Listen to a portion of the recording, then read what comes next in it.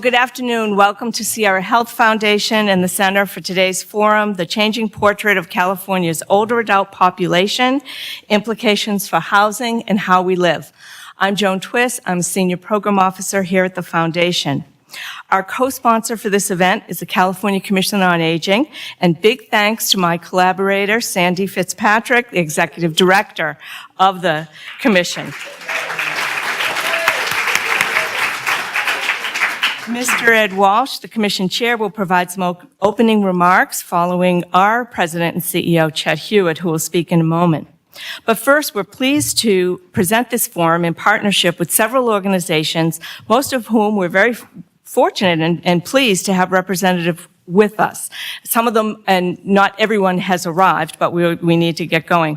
So our co-sponsor, as I mentioned, was the California Commission on Aging. I believe has 15 members here and staff. So thank you very much. AARP California, Ms. Julie Bates and Jennifer Berdugo, Associate Directors. American Planning Association, California North Section, Sharon Grewal, today's moderator. Archstone Foundation, Ms. Laura Rast, Senior Program Officer. Marin Community Foundation, Ms. Sharon Vaccaria, Senior Program Officer. MetaFund, Ms. Janet Spears, CEO. Placer Community Foundation, Ms. Veronica Blake, CEO, and Mr. Ken Larson, Second Vice Chair, as well as the Rosalind and Arthur Gilbert Foundation and Grantmakers in Aging, who could not be here. So I'd like to recognize some additional folks who are with us this afternoon. Ms. Natasha Pavlovic, Field Representative for Congressman Doris Matsui's office. Mr. Ricky Samoya, Mayor of Marysville. Ms. Supervisor Sue Frost, Sacramento County. Mr. Barry Brewer, Chief Consultant, Assembly, Aging, and Long-Term Care Committee. Ms. Robin Kelly Dunton, District Field Rep, Assemblymember Kevin McCarty. Mr. Marco Mijic, Assistant Secretary, California Health and Human Services Agency. Ms. Laura Conley, who is the Director of the Department of Aging. Mr. Bill Early, Chief Administrative Officer and General Counsel for West Health. Ms. Sarah Steenhausen, Senior Program Advisor for SCAN Foundation. Ms. Christine Tien, Senior Program Manager with the California Endowment. It's now my honor to introduce Mr. Chet Hewitt, who is the President and CEO of Sierra Health Foundation.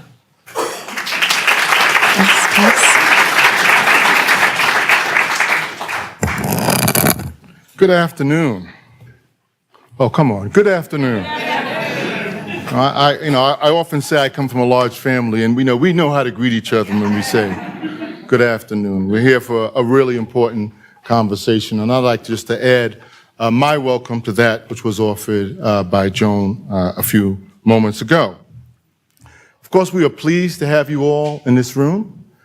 This is our second conversation on aging that we're holding here at the Foundation. If you were with us in November, and if you turned in your survey, in which we asked you which issues you were most interested in pursuing in the future, then you have seen and you have been a helpful planner for today's summit as well. Because this is an issue that showed up, I think, at the kind of most pressing, urgent issue for us to follow up on. And so I want to thank all of the groups who have partnered with us in making today's summit happen. Of course, if you know the Sierra Health Foundation, we are pursuing this, of course, in partnership. We don't do anything alone. That's not really our motto. We are an organization that makes grants, but people are never grantees, right? They are always our partners. We like to say that if you want a grant, there are a lot of folks to talk to. If you're looking for a partner, you should come see us. It's kind of our tagline here at the Foundation, and we try to do more than simply say that. We try to live that out in many, many ways. I think today's summit is a manifestation of our collective partnership with folks who are in the room as individuals, as well as those who are here representing institutions.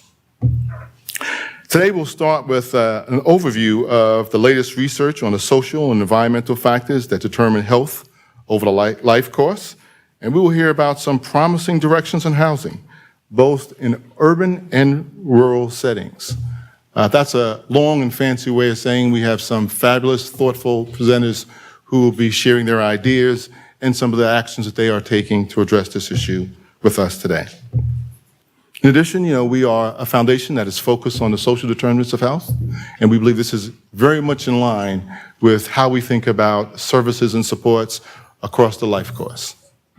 And we also know that regardless of where you are or where you happen to be in a life course now, this issue is probably very important to you. All right? If you're thinking about retirement, if you are providing support to an older set of parents, we also know that these issues really are societal-wide issues, and not just an issues for older adults as well. And I know that you know that, but I want to just kind of hold that up as central to our thinking as we go forward today. It's now my pleasure to introduce Ed Walsh, who is the chair of the California Commission on Aging, which is an independent state agency that serves as the principal state advocate on behalf of older adults. Ed is a lifelong professional leader in aging services, including serving as director of the Riverside County Office of Aging, in which he retired from several years ago.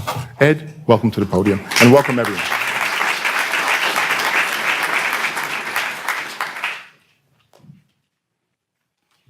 Thanks very much, Chad. And I'd just like to say on behalf of the Commission on Aging, we're delighted to be here today. We've been delighted to partner with Joan in planning the event and collaborating around that planning. And I just wanted to go back to something Chet said, when he was talking about the surveys you all completed and that housing was the most pressing issue that came up. And in the Commission and in my past work, anytime we got together looking at priorities and we looked at needs at the national level, at the state level, at the local level, affordable, accessible housing was the number one priority consistently every time. So I'd say we're all in the right place at the right time, and let's do it.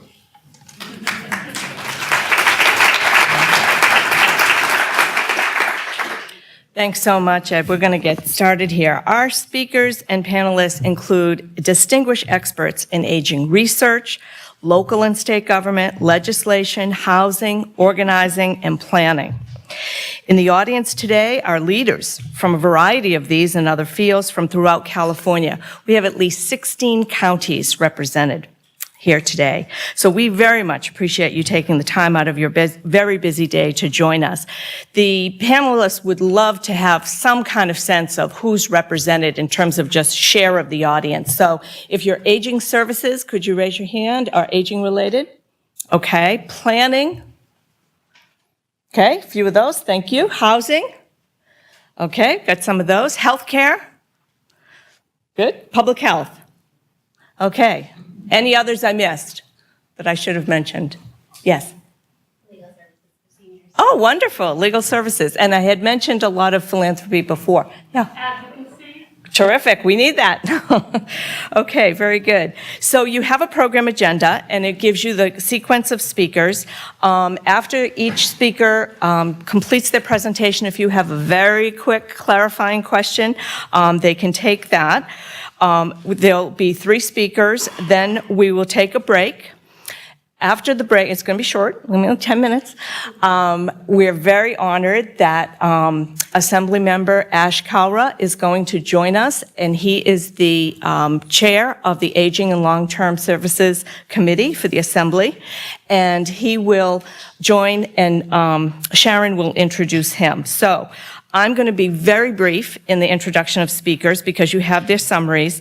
I think what's most extraordinary about this is that so many, each one of them has multiple facets to who they are. And they really bring that wealth of real-world experience to this discussion. Our first speaker will be Dr. Jennifer Ailshire, who holds multiple academic appointments at University of Southern California, where she's been for almost a decade. She has pursued a research agenda with a consistent theme of gender, socioeconomic, racial, and ethnic inequality in health, with a focus on neighborhood and social relationships. She's widely published in Sociology of Aging and the Life Course, The Social Determinants of Health, Health Disparities, and Health Demography. She will be followed by Mayor Krista Cabaldon, first elected mayor of West Sacramento 20 years ago. He had already served 3 terms on the city council. In addition to being a long-term local leader, a regional trailblazer who serves on our regional council of governments, he's active at the statewide and national level on pressing issues such as climate, land use, transportation, education, and more.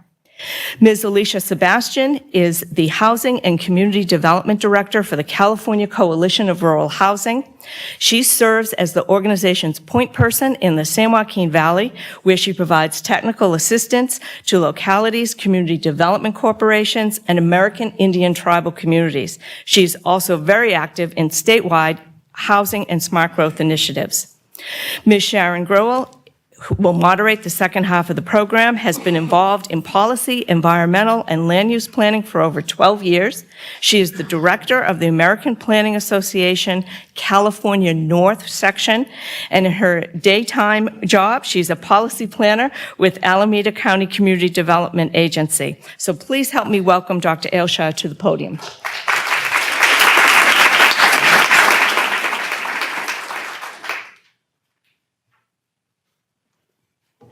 Hi, good afternoon. So I'm going to provide just a quick overview of this talk. First, I'm going to talk to you about some of the things that makes California really unique among all the states from a demographic perspective that's focused on the aging population. And then I'm going to talk about 2 looming housing-related crises that the state is facing. One in senior supportive housing availability, and the other end of the housing spectrum on homeless populations. Although, in my travel up here this morning, I was thinking about how I've been calling these looming crises, but I think we're actually here. So looming makes it sound like it's in the future, but I think we're actually living in the moment right now. So when you see that on the slide, keep in mind that it's looming as in knocking on our door and right at our front doorstep. So just to give you some perspective on the older population in the state, I've organized it by county because California is like a country, and when we talk about the population of California, it's not as helpful. So I think breaking it down into some finer geography makes things a little bit easier to understand. And so I know that you'll probably be looking for your county here in the map, but I'll walk you through it in case you're too far away to find it. On the left side here, we've just mapped basically the density of adults ages 65 and older. And I want to clarify that for our purposes and the research that I do with my research group, we focus a lot on more urban areas in the country and in the state. And so these darker counties are reflecting places where we have a higher density of the older adult population. Were we just to take the proportion of older adults by county, you would actually see a lot more dark areas in the Central Valley area. But we weighted this by land size. And that's why, for instance, San Francisco pops up on here, even though they have kind of a relatively smaller population. So in terms of like who's facing the challenges of an aging population, it's not just what you're seeing here on the map. It's very much a lot of these rural areas. And I don't focus a lot on rural geography, but fortunately we have an expert in rural housing here today, so I don't have to focus on it, and I don't even think I have to apologize today. But so you can see the largest concentrations of adults who are age 65 and older are found in these areas. And just to make life easy, I've gone ahead and listed them. So the counties, and so some of you may be from some of these counties, where we find the highest density or concentrations of adults 65 and older, are like Sacramento County, Contra Costa, San Francisco, Alameda, San Mateo, Santa Clara. And then in the southern part of the state, we're primarily talking about Los Angeles and Orange County. Those are the darkest orange spots here. We also have a number of other counties that additionally have large densities, though not as large as the ones I've just listed. And so that would be like Solano, Marin, Sonoma, San Joaquin, Stanislaus, Ventura. And then, in the south part of the state, it's Ventura, Riverside, and San Diego counties. That's if we're thinking about the older population as 65 and older. But when we're talking about healthcare policy and the healthcare needs of an aging population, we also look a lot at the 85 plus population, because those are people for whom we think needs tend to be greater, at least when we're talking about healthcare services. But you can see that there's a lot of consistency in the counties that are going to be confronting this large aging density. There are fewer counties that have this density of 85 plus population, but there are a lot of the same counties that I just mentioned.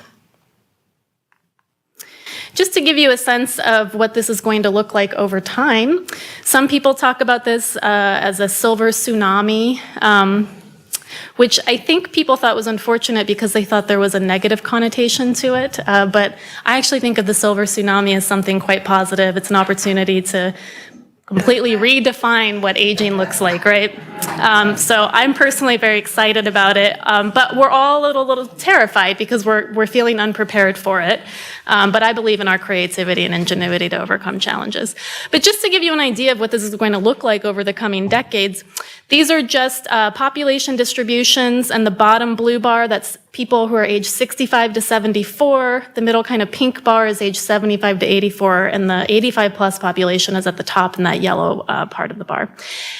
This is showing you that over time, you can see the population is increasing quite rapidly. It's projected to increase quite rapidly decade over decade. We do these population projections using a combination of the number of people in the population now by age and incorporate a sense of what the mortality is going to look like by age. We're increasing lifespans, it seems like, on a daily basis. And so this is a combination of both the large swell of the baby boom population that we're seeing age through these age categories, and also the fact that people are just living longer. And that's very much where we're getting that big yellow bar of the 85 plus population, is that we have improved lifespans so much that we now have a lot of people who make it to age 90 and 100. So what's important is to note not just that the aging population is increasing quite rapidly over time, but that we're getting this really rapid increase in that 85 plus population. And I know when we're talking about aging, we sometimes tend to think of the older age population as one group, but it's important to keep in mind that the needs of a 65 to 74-year-old person are probably very different from the needs of a person who's 85, 90, 95, and so on. So who are going to be the big winners in the years to come? These are the top 10 counties in the state by growth in the population over 60.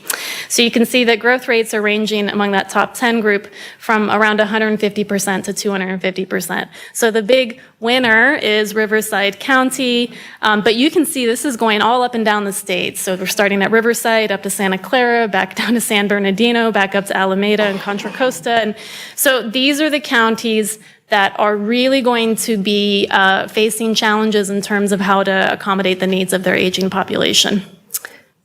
Of course, the extent to which you can accommodate a population counts on a lot of contextual factors at the county level. So even a county that's only going to experience a 50% increase, this may still be a very significant population shift for them from their perspectives.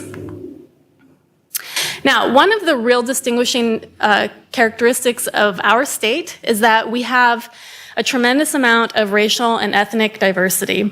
We have a lot of other diversity that I'm not even going to be talking about, but just looking at our race-ethnic differences in the aging population over time, you can see that there's a lot of activity going on in this graph.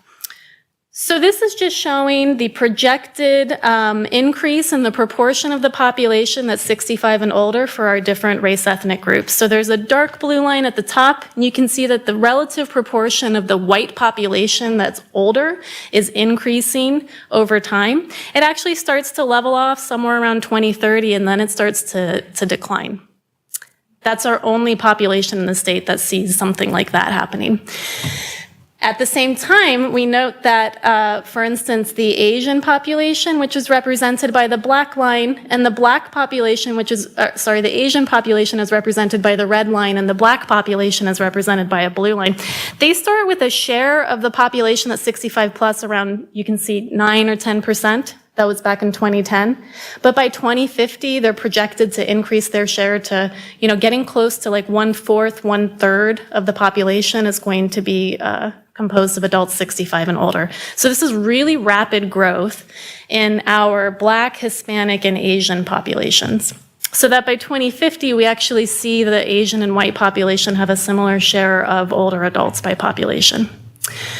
So I tend to think so goes California, so goes the country. So a lot of these trends that we see in California unfolding now and in the coming 2 decades, we will start to see across the entire United States, because demographically speaking, this state tends to be at the forefront of a lot of demographic shifts that we eventually see around the country.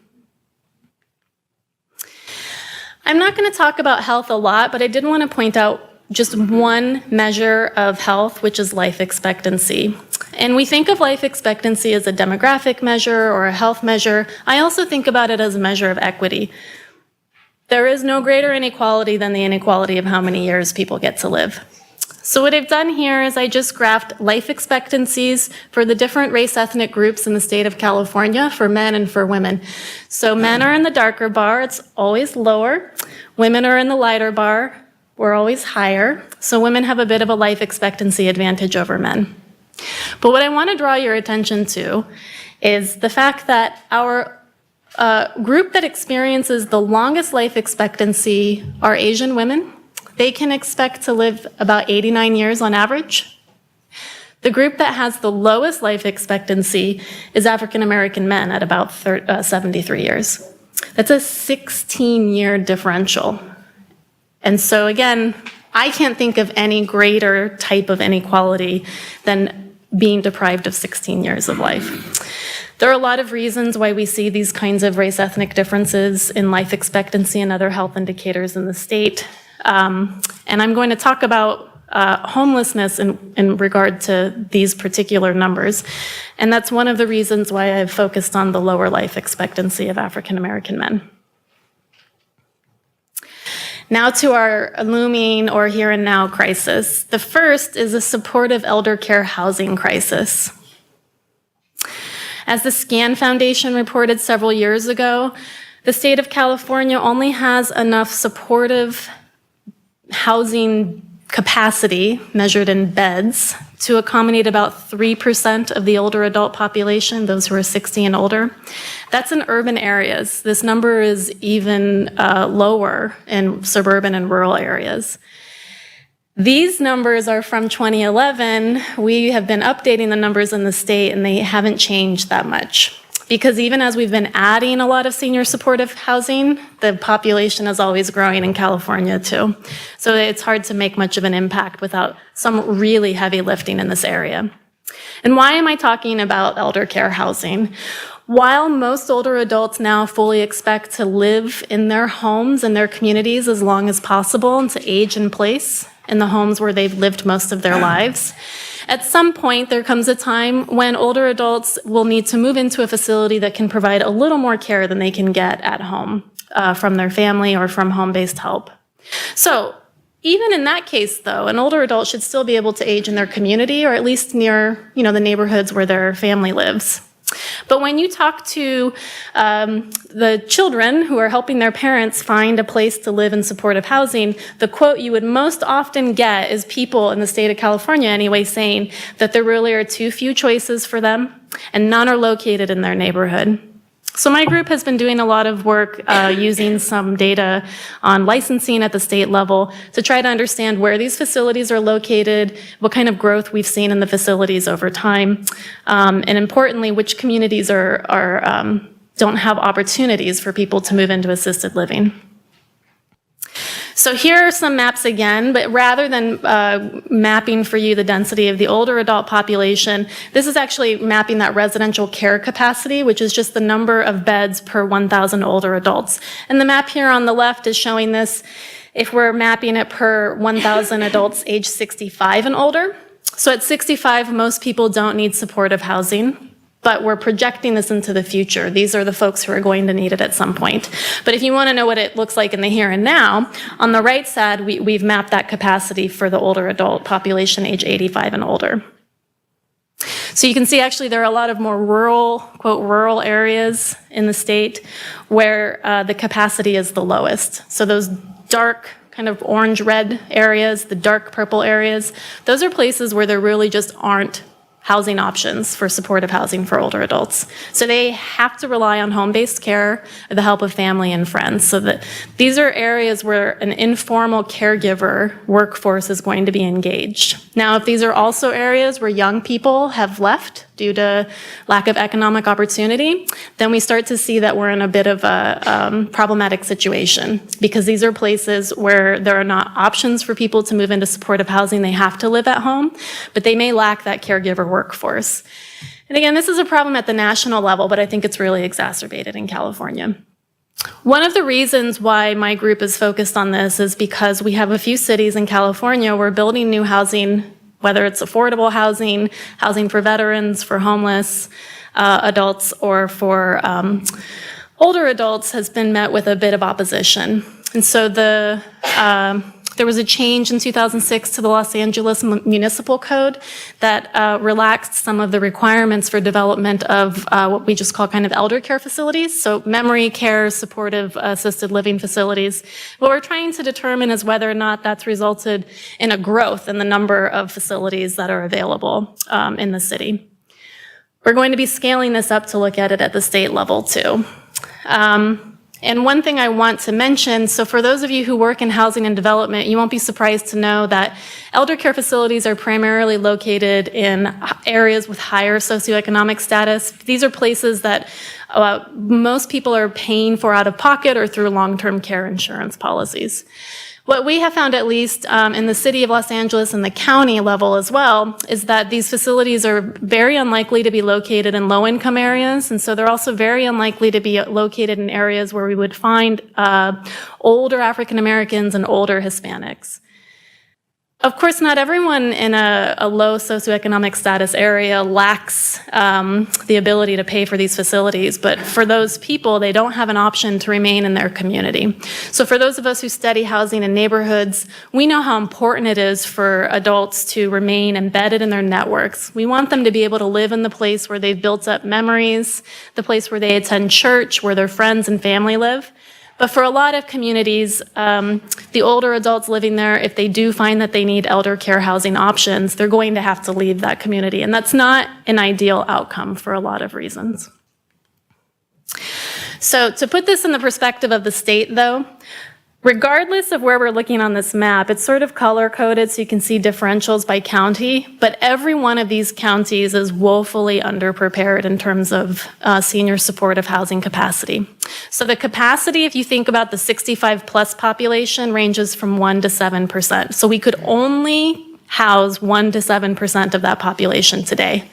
And California's older adult population is set to double in about 10 to 15 years.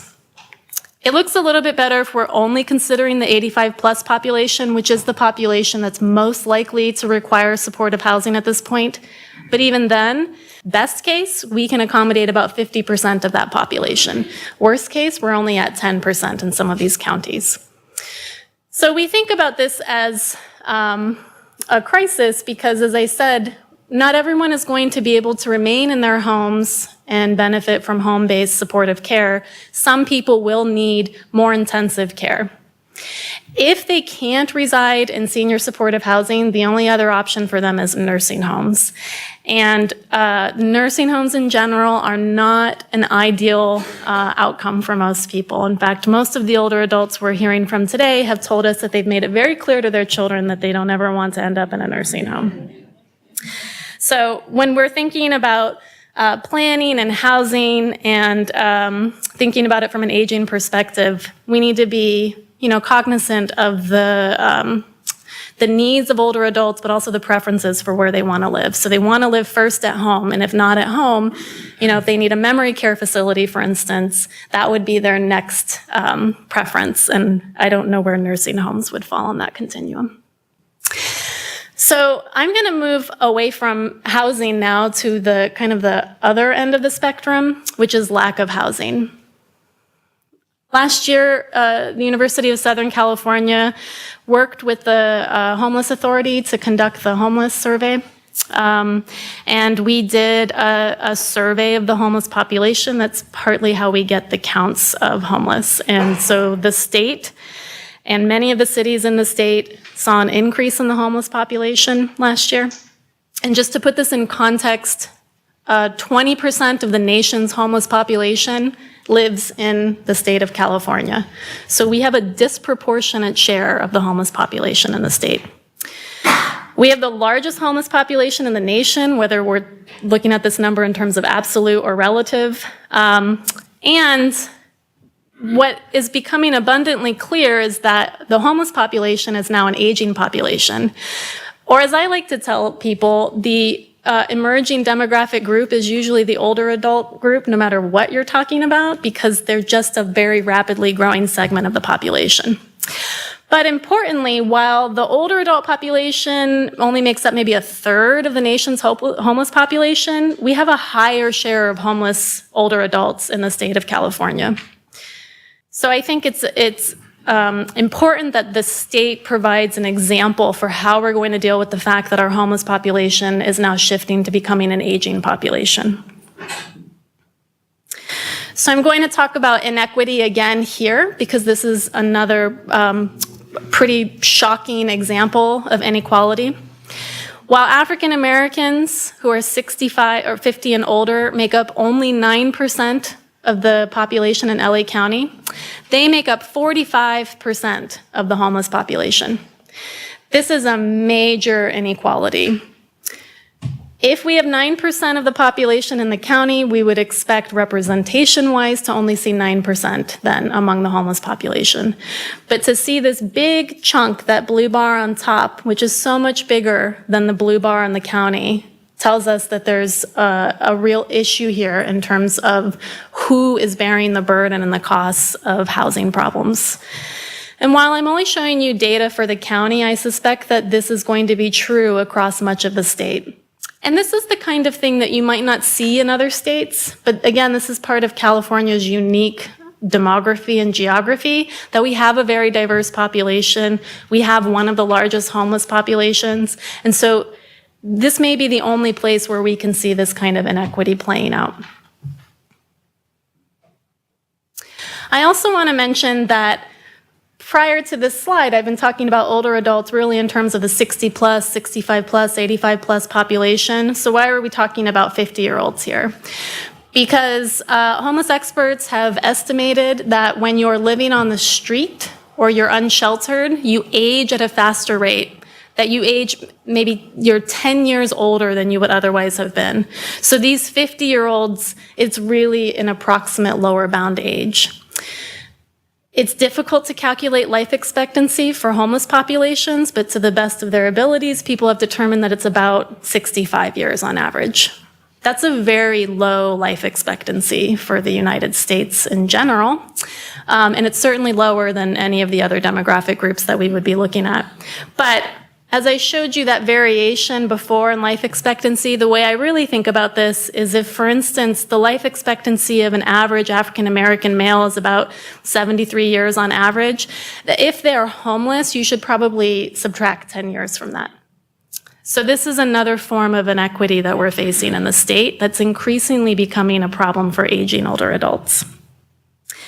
So the New York Times did a couple of interviews with the homeless population last year, and while we weren't able to conduct interviews while we were doing the survey, we were focused on trying to collect a lot of demographic data very quickly.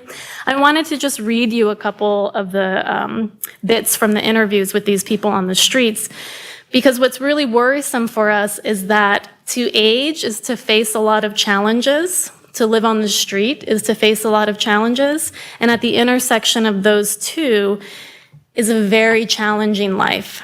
So this is a quote from Horace Along, who's age 60. He said he couldn't afford a one-room apartment, so he lives in a tent on Crocker Street that's in the downtown Los Angeles area. So this is common that people can't afford housing in Los Angeles. He divorced his wife and left New Orleans for Los Angeles 2 years ago.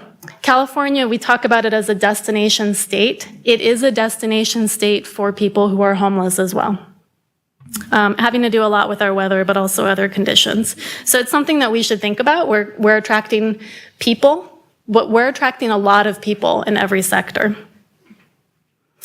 He said, "It's the first time I've been on the streets, so I'm learning." So this is a fellow who's 60, who's learning how to age, which usually happens right around that age. And he's also learning how to live on the street, and there are unique challenges that people are facing. For instance, an interview with Garland Balakand, who's age 45, said he had more to worry about than his next meal, where to hide his shopping cart, or which sidewalk to lay his sleeping bag on after dark. So those are the normal challenges that people who are living on the streets would face. He says that that's actually maybe the least of his problems. What he says is, "I'm getting old." He says this as he lifts himself up with his cane.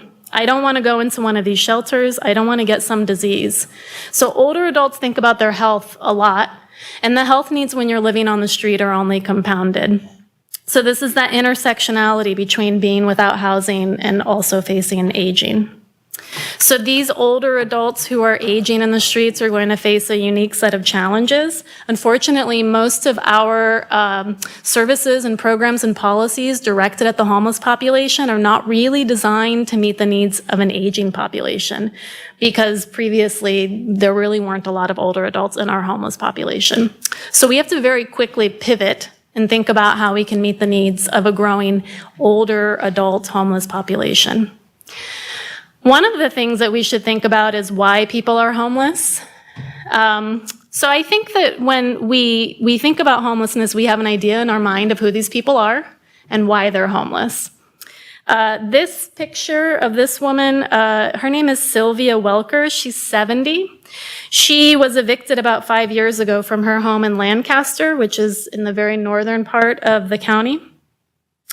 She spends her days riding around. I don't know if you can see, she's in an electric wheelchair, and she spends her days riding around the streets of Skid Row. She has housing, but typically you have to leave housing during the daytime.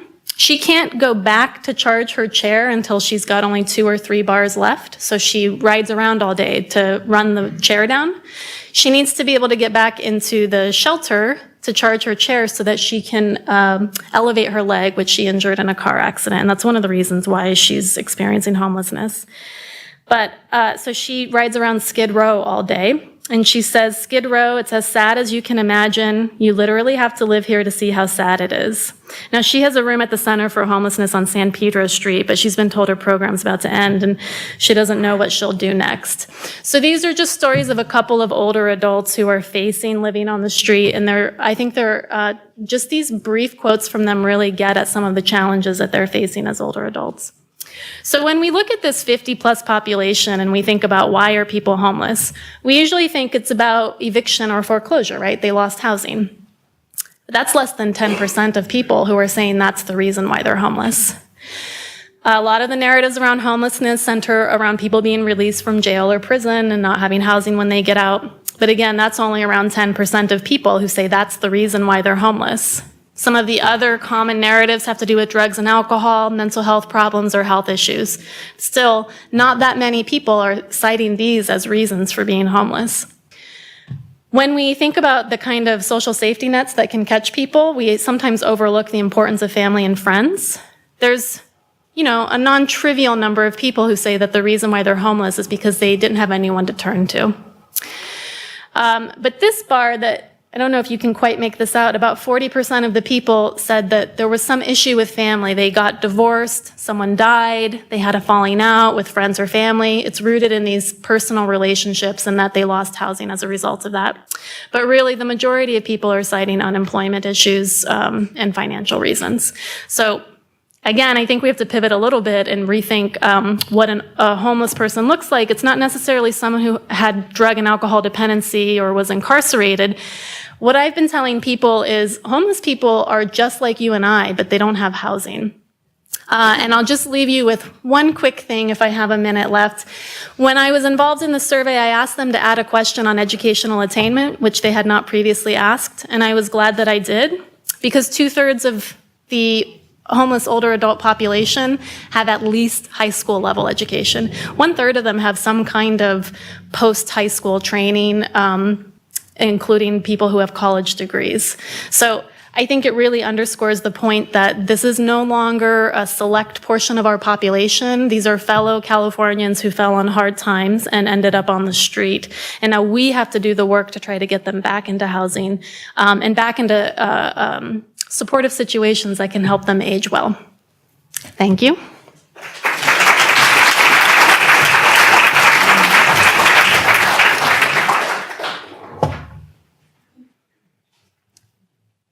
Should I go?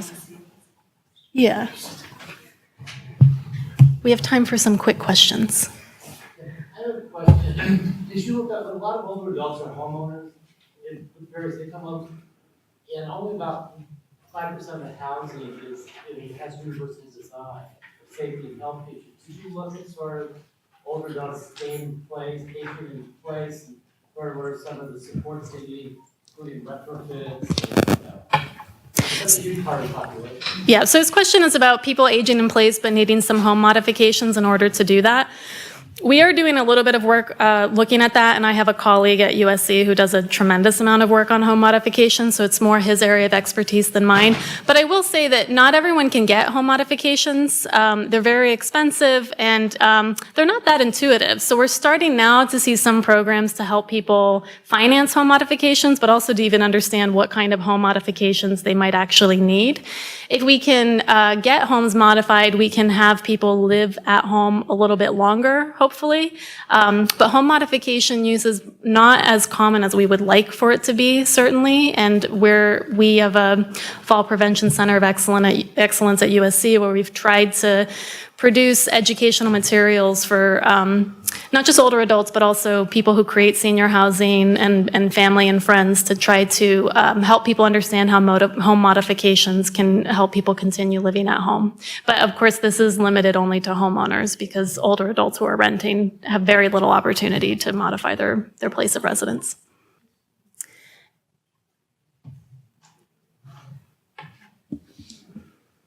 That was actually one of my questions about, from a data standpoint. Do we have data about the percentage of California older adults who are in rental housing? One of the things we're seeing in Marin, even in a wealthy community, is over 50% of our older adults who live below self-sufficiency are spending 60% or more of their limited income on rent. And when we think about the state and the rental crisis, I'm just curious, is there data available that describes that set of issues, and then, the policy shifts that need to happen to preserve people in their existing rental housing? So I suspect that we haven't had a lot of people looking at this issue for older adults because most older adults own, but it's very geographically specific, and so we need to get that confluence of demography and geography. But certainly the rental rates among older adults, I believe, will be higher in the state of California than in any other state, partly because of our housing issues and partly because of our population demographics. And it certainly seems from the data that we collected on the homeless population, although we didn't ask a lot of information about housing, we kind of had to get in and get out pretty quickly. But these are primarily renters. These aren't people who owned their homes. So we most likely have a larger proportion of older adults in our state who are renting, and so they're already in a housing insecure situation that probably requires not too much of a health or a relationship shock to kind of knock them out of housing entirely. I noticed the data didn't necessarily cover kind of the transitional aspect of people in homelessness, of people like long-term versus short-term homelessness, and I wondered if you had any information on that. So most of our older adult homeless population is what we call first-time homeless, but a lot of them became first-time homeless around the recession, it's pretty clear. So they're first-time homeless, but they've been homeless for 5 years or something, right? But yeah, most of our older adults are first-time homeless, and that's a little different from the young adult population who are moving in and out of homelessness more. So I think this is a target group for us that we need to be focusing on how to get them back into housing as quickly as possible. It's a little more difficult, I think, for people who have been chronically homeless for many homeless spells and over a long period of time.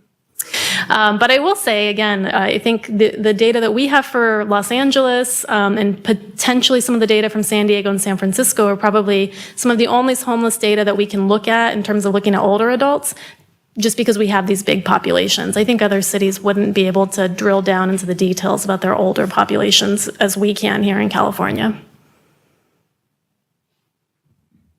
I think LA County passed a major homeless initiative last year or earlier this year. They passed homeless house, Triple H, or? Right, and then the state of California legislature also enacted a homelessness package. Are you tracking the effectiveness of any of the policies being implemented in LA County or other counties, and what do you see as the biggest challenges for effective implementation? So we passed HH and Triple H at the county and the city level, but to my knowledge, we haven't really started building. There's been a lot of local opposition to putting in affordable housing around the city and the county. I don't think this is a unique problem for Los Angeles. So tracking the success of it, I think, will depend on them actually beginning to add units, which they haven't even really done to this point. I mostly walk around in the academic circles. I don't work in legislation or policy worlds, but I think passing that legislation was not enough, clearly. And just having passed it, I don't think we've really done much since passing it, unfortunately. I think we'll have time for more conversations later. Thank you.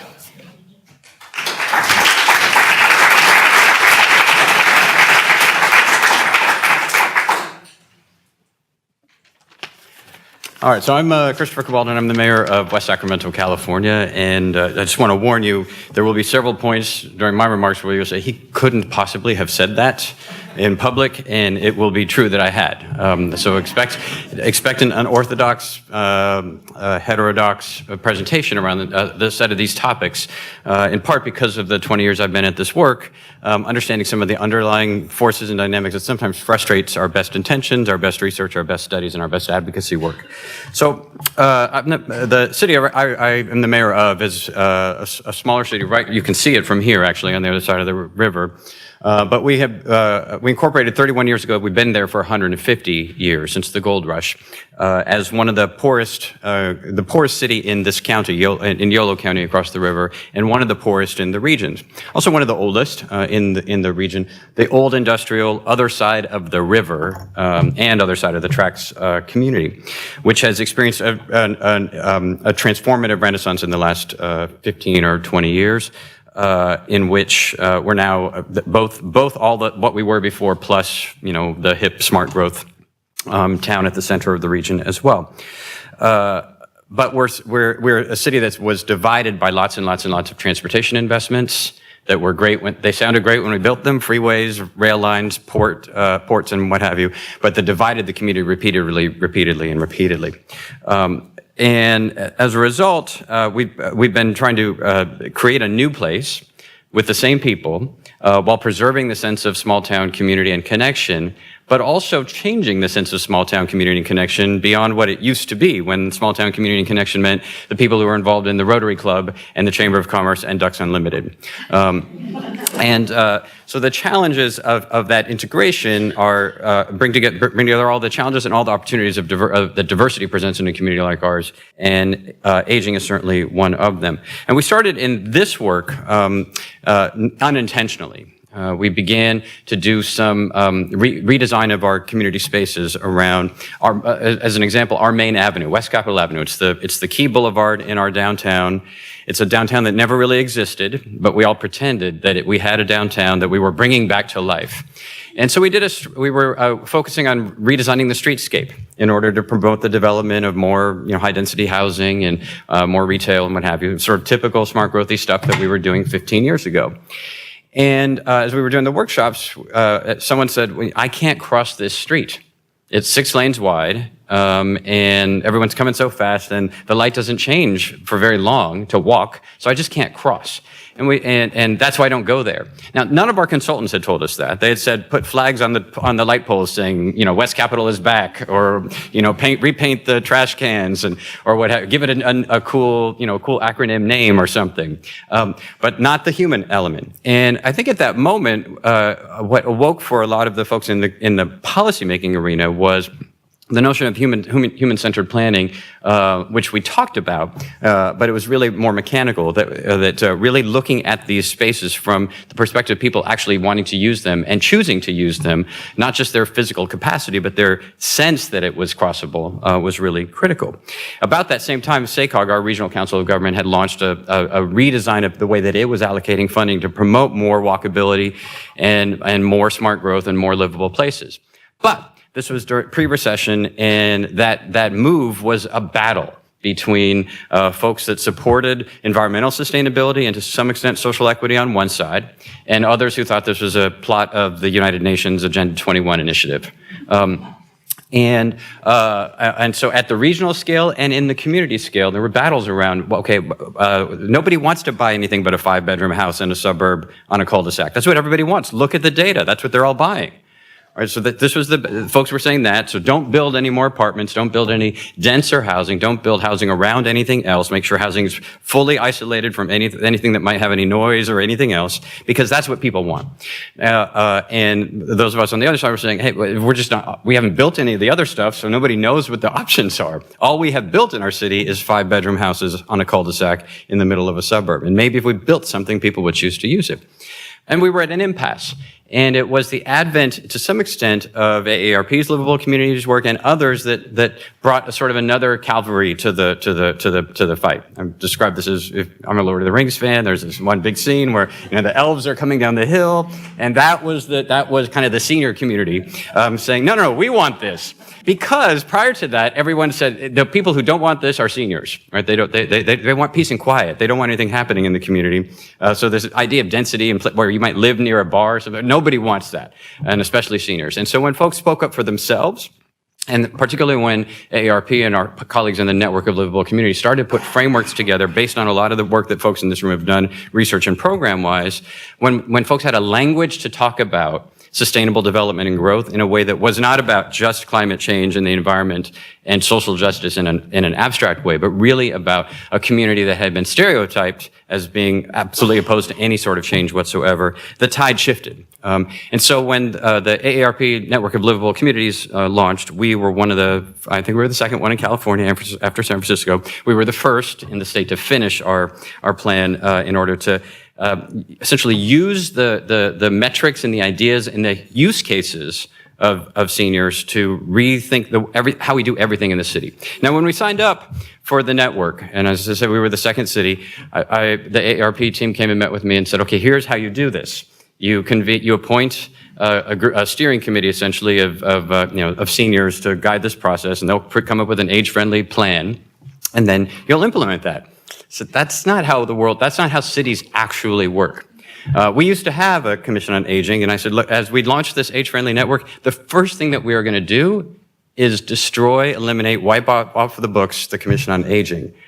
Horror, as you might imagine, absolute horror from our partners in AARP, because that seemed exactly the opposite of what it was we were trying to do. But here's the reason. Our Commission on Aging was a place to send issues around aging from which it never came back. Because who staffs the Commission on Aging in most cities? The Parks Department or maybe some forgotten part of the city manager's office. No one that actually has their fingers on street width, housing design, housing choice, mobility, access to healthcare or to employment. None of those people staff a Commission on Aging in most communities. And so our Commission on Aging, not unusual for a city of our size, really was the steering committee for our senior center. And so every one of its meetings was, the senior center needs to be open an extra 15 minutes, or here's what should be served, poker should be on this night, and the bus trip should be on this day. It was an operations group, an advisory group for how to run the senior center. And I had tried for years. I would say, we're going to take our new transportation mobility plan to the Commission on Aging. They would give some feedback. but they would hear it for the first time ever, right? They hadn't built any capacity around providing feedback about transportation mobility. So we'd ask them one night, here's the presentation of the draft plan. Thank you for your advice. Nobody that's working on the plan is actually in the room. You had no useful advice because you don't have none of the context, and then nothing would result from it. So instead of that, what we did was we eliminated the Commission on Aging. We convened a new task force composed of one person from each of the actual commissions in the city that do work.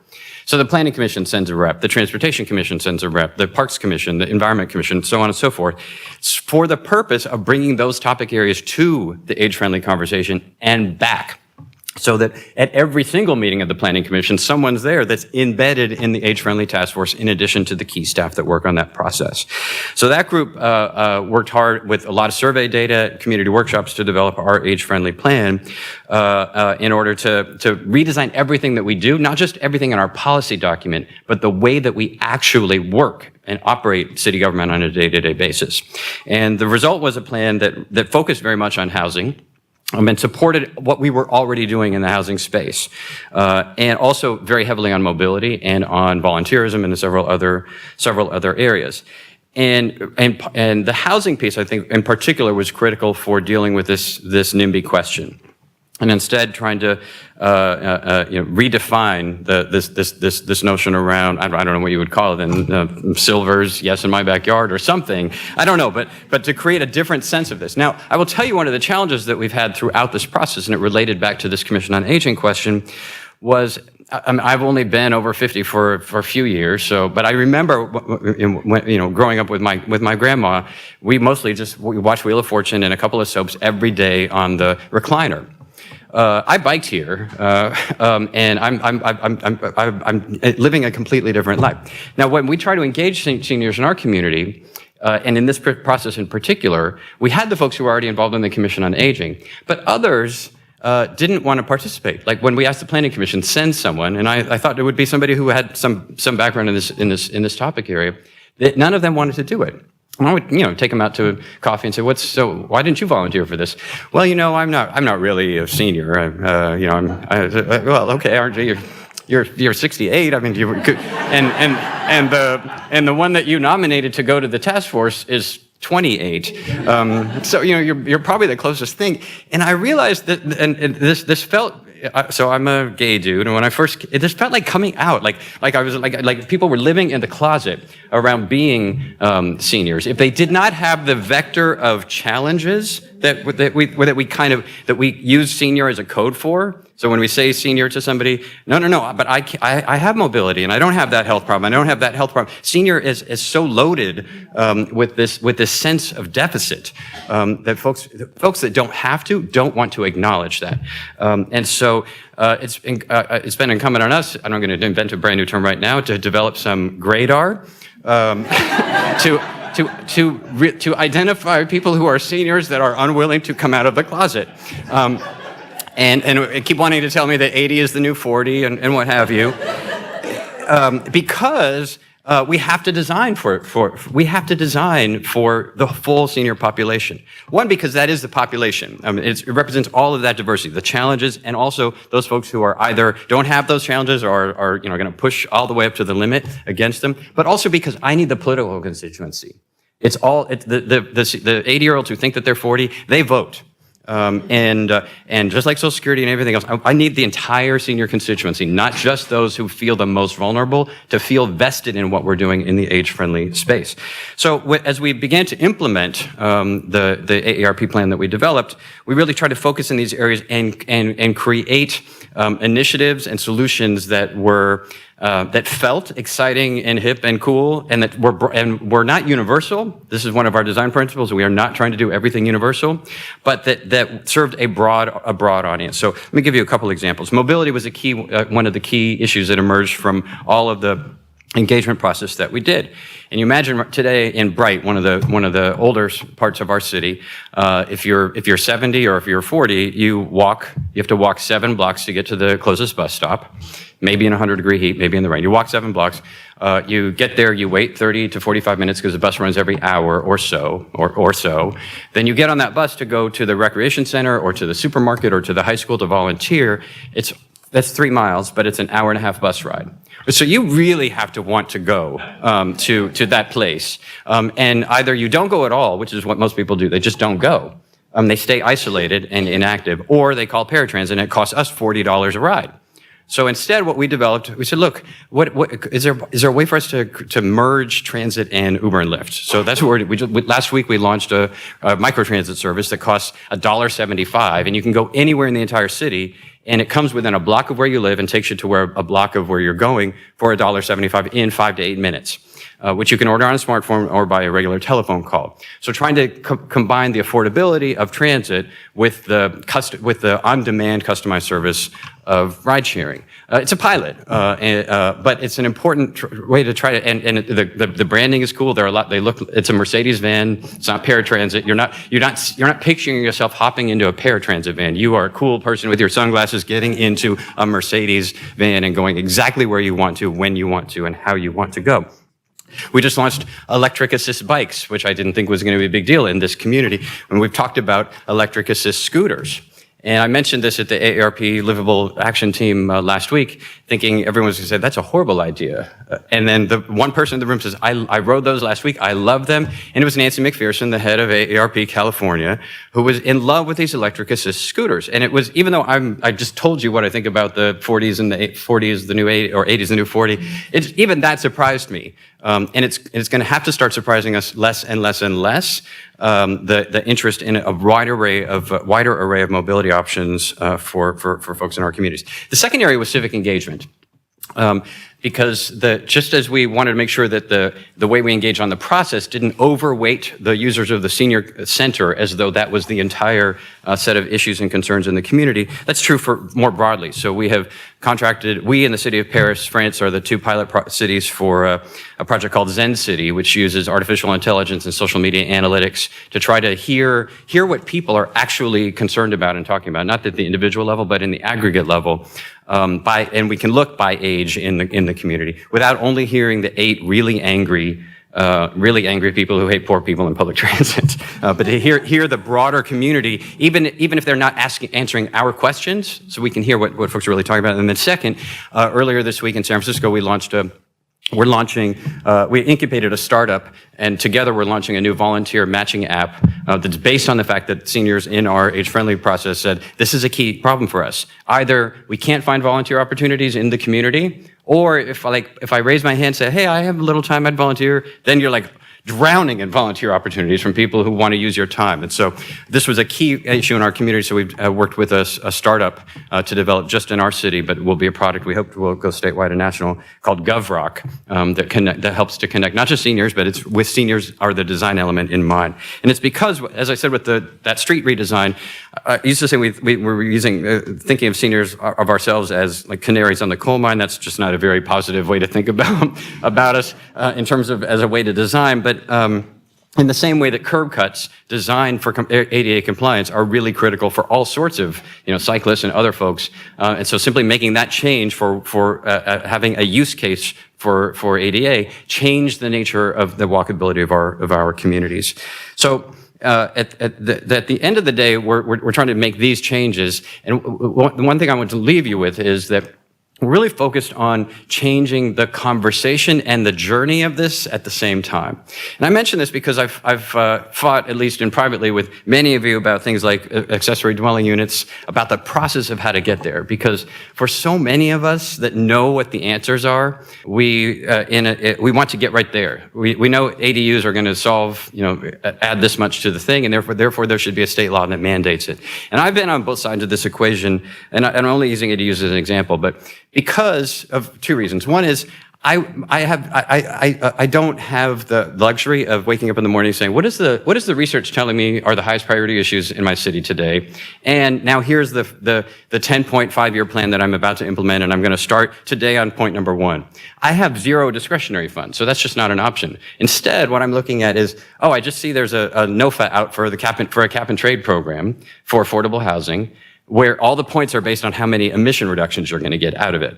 So I know that's not going to work for an age-in-place perspective, because keeping a single person in a 5-bedroom house on a cul-de-sac is not adding to my emission reduction. So I can't qualify for that. So if you say to me, but what about the woman who's wants to stay in a home? That's not this program. So I have to look for where are the open doors from government or foundation funding programs, basically, and I have to match up with those. And so it's totally opportunistic based on the lens of things like the age-friendly plan, as opposed to here I'm now going to go from step 3 to step 4 and then step 4 to step 5. That's not a possibility in the world that I live in. But the second, and I think the more profound one, is when I first came in office as mayor, my whole city hated affordable housing as a concept. It was like if you ran for city council and you said, I'm going to block all affordable housing, you would win overwhelmingly. This is one of the poorest cities in the county. Well, it was the poorest city in the county, still is. One of the poorest in the region. And there were a lot of reasons for that, but a significant one was that no one spoke up for it. And why? Well, affordable housing at that time we were doing it because we had to in order to get our housing element approved. We had to in order to meet our RENA requirements. And we had to because we had an active redevelopment agency with a 20% set aside. So every time an affordable housing project would come forward and the local neighborhood would come out against it and they'd come to the city council members one by one would say, you know what, you're so right. It's awful and it's going to deteriorate the neighborhood and goddamn the state of California, they're making us do it. We have to do that. So, it's too bad. It's a horrible thing, but we have to do it. And as a result, it reinforced the worst in the community. We never made any progress in terms of changing that. When the redevelopment agencies were wiped away, we no longer had a mandate. Now we were faced with the problem, okay, do you really want an equitable community or not? Do you really want grandma to be able to stay in town? Do you really want your kids, when they come back from the Navy, to be able to live in the city? Because if so, we're going to have to build affordable housing. And guess what, Mayor and City Council? You're going to have to go out and convince people. You're going to have to be a champion for affordable housing. And so sometimes when we get directly to the end, when we try to just impose the right solution, which was the right solution, we run the risk of reducing the necessary community journey that is required in order not just to sustain that, but to hit way beyond the minimum compliance mark, but to really embrace and attune all of your policies, not just the fake housing element that you're sending off to the state or the fake redevelopment compliance report that you're sending to the state, but tune all of your policies together in order to really accomplish great things. So I know I'm probably 20 minutes over my time. So maybe just one quick question or banana. Okay, Supervisor Frost. Mayor, in my city of Citrus Heights, we had one street called Sayonara Drive where we had high-density affordable apartments, and it ended up over time being the high-crime area, the high-drug area. What are your thoughts regarding affordable housing and intermixing affordable within other types of housing, or the planning around that, and how can we build affordable housing but ensure that those communities are safe communities for there? We've tried a bunch of those strategies, sort of the dispersal of affordable housing throughout the community, asking each project to have a certain number of affordable units, and none of them produce magic community support. Our numbers on crime we've had significant problems with some SROs, hourly rate motels that are functioning as last resort housing. Those we have had significant problems with in many cases. We haven't had no real problems with our managed affordable housing. And in fact, we've had less than we've had when we were trying to disperse it all over the place, like in a suburban neighborhood on a cul-de-sac. We didn't get as good of an outcome. It also cost us a lot more. But when we actually are doing the management right, it has worked. And then we have to tell that story, right? We have to be out there helping folks see the example. Look, when we're talking about affordable housing, we're talking about this one. I live right across the alley from the largest affordable housing complex that we have in the city. Is right across the alley from my house. And so I'm constantly telling the story. And the other strategy that we're doing in our city is when we open up a new area for development, because we have a lot of land to recycle because of all the old industry in the city, when we open up a new area, we build the affordable housing first. for two reasons. One is it forces the affordable housing developers and the other property developers around it to be fully vested in the success of that project. And then when folks move in, it's not like, oh my God, there's this concept of an affordable housing project coming. No, it's already here. The kids that were playing in the park when you thought, what a great neighborhood this is, when you chose to buy, it's always been there essentially. So that has worked for us pretty effectively. Now I will say on the homelessness problem, on that challenge, this better management has exacerbated it, right? I mean, I don't know what the answer is, but those of us who want to support the construction of more affordable housing, we have to have pretty stringent management practices in order to convince neighborhoods and the general public to both support the funding and support the zoning. And as a result, there are folks then that can't meet those, right? They cannot meet the lack of a conviction or the drug use or whatever those conditions are, and we have so few units that are available for them. And at the same time, we know that our options for locating housing for those individuals are very, very limited, because if we get that wrong, if we do that in a neighborhood and it's housing that's specifically for folks who have all of those problems, the chances that we're going to have something happen that will then undermine our entire citywide support for affordable housing are a challenge. So I don't have an answer, but I do think we have to take some responsibility for some of the homeless challenge, because we closed off in the last 2 decades much of the affordable housing stock to those individuals with the greatest challenges in order to build community support for constructing more. So, thanks.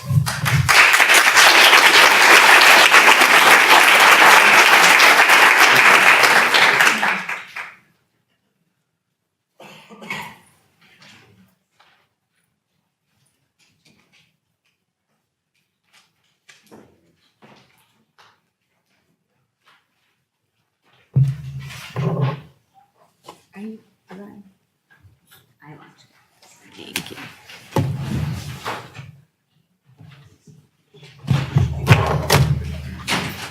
You can all see why I'm not going to stand behind the podium to give my presentation. I'm on my tippy toes right now. I did not wear heels today. Okay, great. My name's... Can you hear me? Oh, there I am. Hi, my name is Alicia. I'm with the California Coalition for Rural Housing. I'm joined today by 2 of my colleagues, Edward Sampson and Rachel Anderson. I'm also a member of the Board of Directors for the Sacramento Housing Alliance. We have our Executive Director, Daryl Rutherford, here with our awesome staff, Eileen Joy. Bob, everyone wave at Bob. Bob, say hi to everyone. If you don't know Bob yet, you will.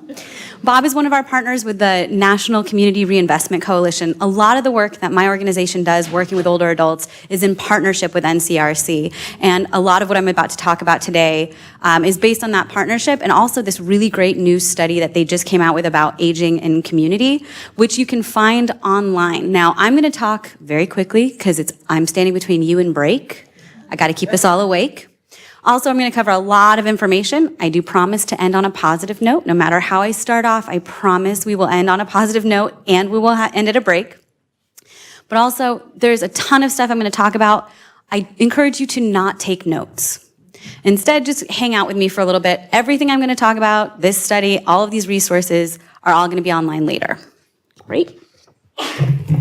And because I'm not standing behind the podium, you're going to watch me juggle a little bit between a microphone, my notes, and a clicker.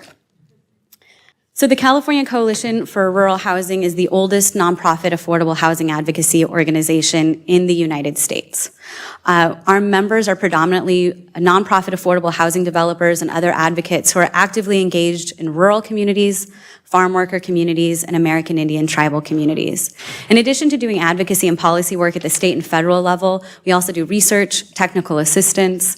We offer an amazing, incredible internship program that is literally changing the face of our development field. For the past 20 years, we work with college students of color coming out of rural communities, and we give them full-time paid apprenticeships as nonprofit affordable housing developers. Over half of our graduates have remained in the field to this day. And in addition to all of that, we do actually work directly in research around age-friendly banking and financial literacy for older adults. I'm going backwards. Here we go.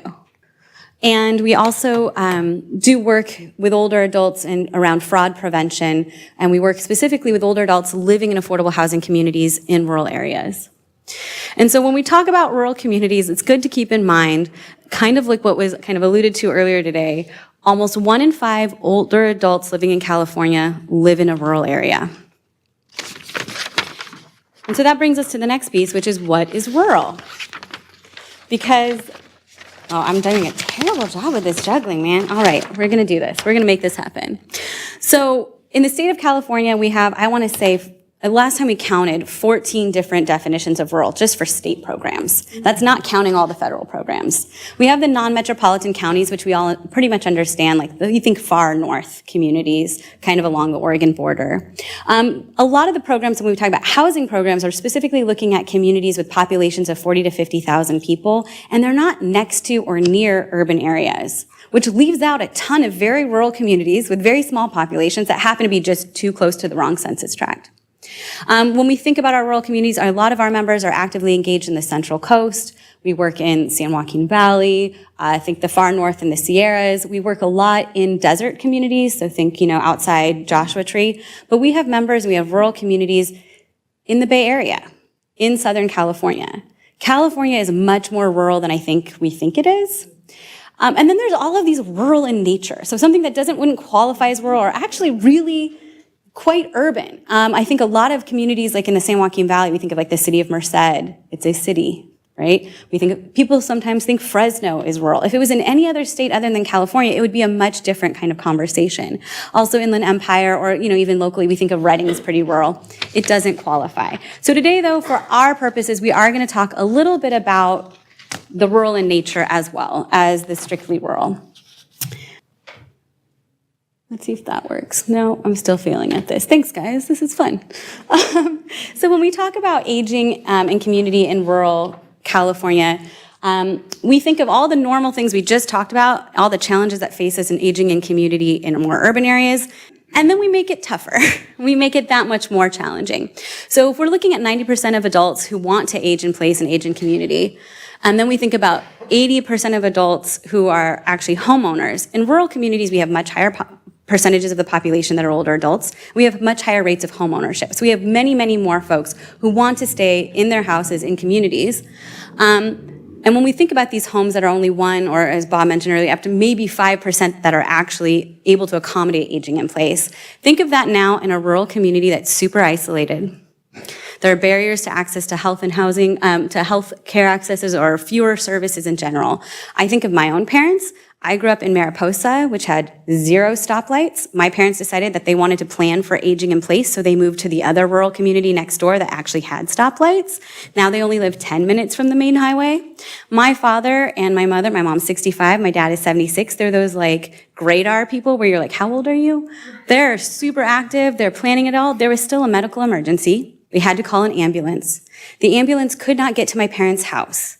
They couldn't cross, the creek was too high, the bridge was too small, the roads were washed out because it was the middle of winter. So they had to put in the middle of my father's medical emergency, put him in a car, drive him 10 minutes out to the highway.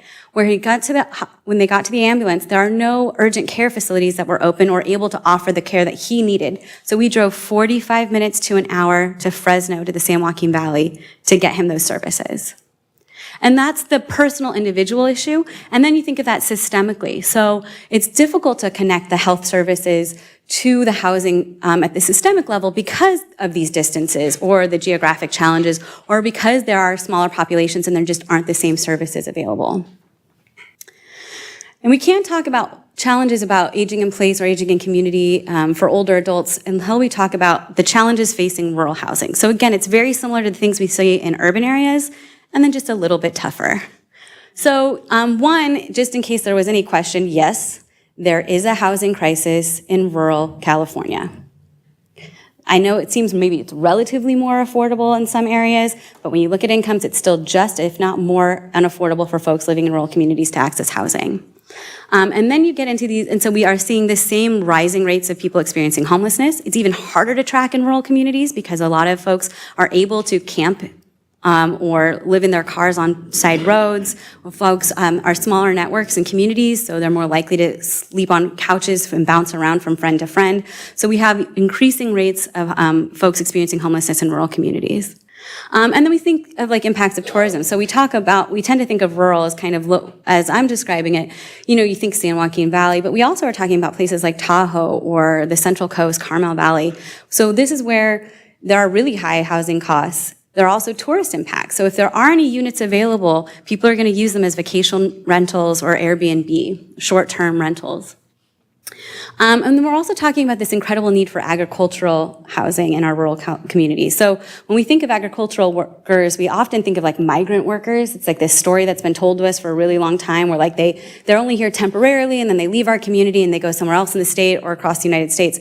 But by and large, we have year-round crops in California, which means we have year-round agricultural workers who need year-round housing. And our rural communities are the ones who are really bearing the brunt of that need. We have substandard and aging housing across California, but the most of that is going to be found in our rural communities. And that's, we'll get to that. And then we have a shortage of units and underdevelopment, right? There's just not enough housing being built anywhere in the state, but especially in rural communities that maybe haven't seen new houses built in the past 20 or 30 years. We have some rural communities that have had a single new home built in 20 years. And then we get into the idea of fewer local resources. So we know that it takes local dollars to make all the other federal and state dollars work, to make these projects happen. And unlike places like the Bay Area or Los Angeles, where we would have higher, tax money coming through on property taxes and whatnot, we also don't have, tech industries paying for the housing in rural San Joaquin Valley right now. And we also don't have a lot of the political will or people on their own taxing themselves to fund housing. So in the Bay Area, they're saying, take my money, address this issue. And that's just not happening in rural communities. So we have much fewer resources to make that happen. And then there's the issue of other resources and capacity. So let's just not even talk about dollars. Let's just talk about like your staffing at the city level. We have one city manager who's in charge of code enforcement, is in charge of all of the planning, is in charge of utilities. And that person does not have the ability or the time or the resources to go after these really intense NOFAs that we've talked about. And then density. We always talk about rural communities that just don't want to build dense. They just want to keep the rural nature. So that's one piece of it. But also, we don't always need 200 units of affordable housing in a rural community. And without those bigger, denser projects, it's hard to make these projects pencil out. And then infrastructure. In an urban area, you're like, here's my lot. I know I have sewer. I probably already have a road. I'm going to go and do all of the hoops and everything it takes to build that piece of housing in that space. But in a rural community, you don't have the roads. You don't have a sewer system. You might have to put in drainage systems. Infrastructure is absolutely the missing piece for a lot of rural housing, and it's super difficult to get funded. And then planning and the learning curve. I mean, West Sacramento was like ahead of the game, so like we're not even comparing ourselves to that, but there are a lot of folks who are thinking and have been thinking for a long time about sustainable growth and sustainable development. Rural communities weren't asked, or they weren't really thinking about that, or weren't looking at that, and now they're finding themselves trying to play catch up to access these resources and to start thinking really differently about how they're going to plan for the future. Yes, thank you. So the challenges with rural senior housing, I have to talk a little bit about funding. I can't not talk about it.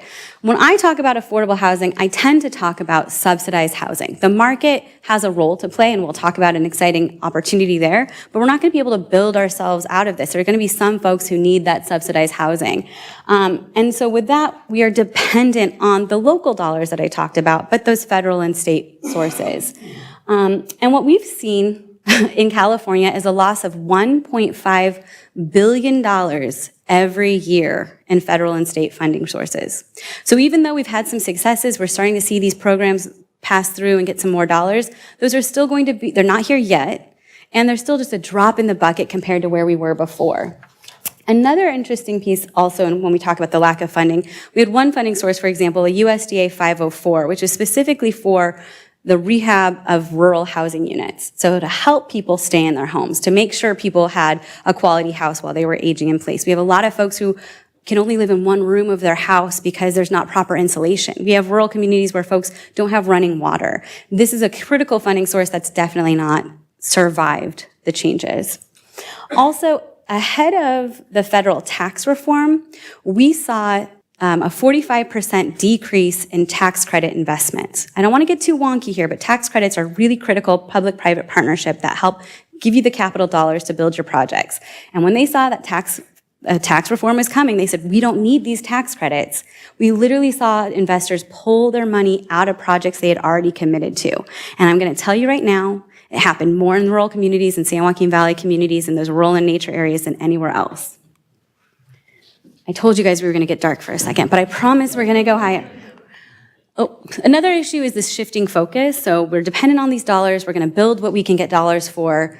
But then those funding programs change focus, as they should. But so we hear, oh, there's a focus on family housing now, or now it's about veterans, or now it's about housing the homeless.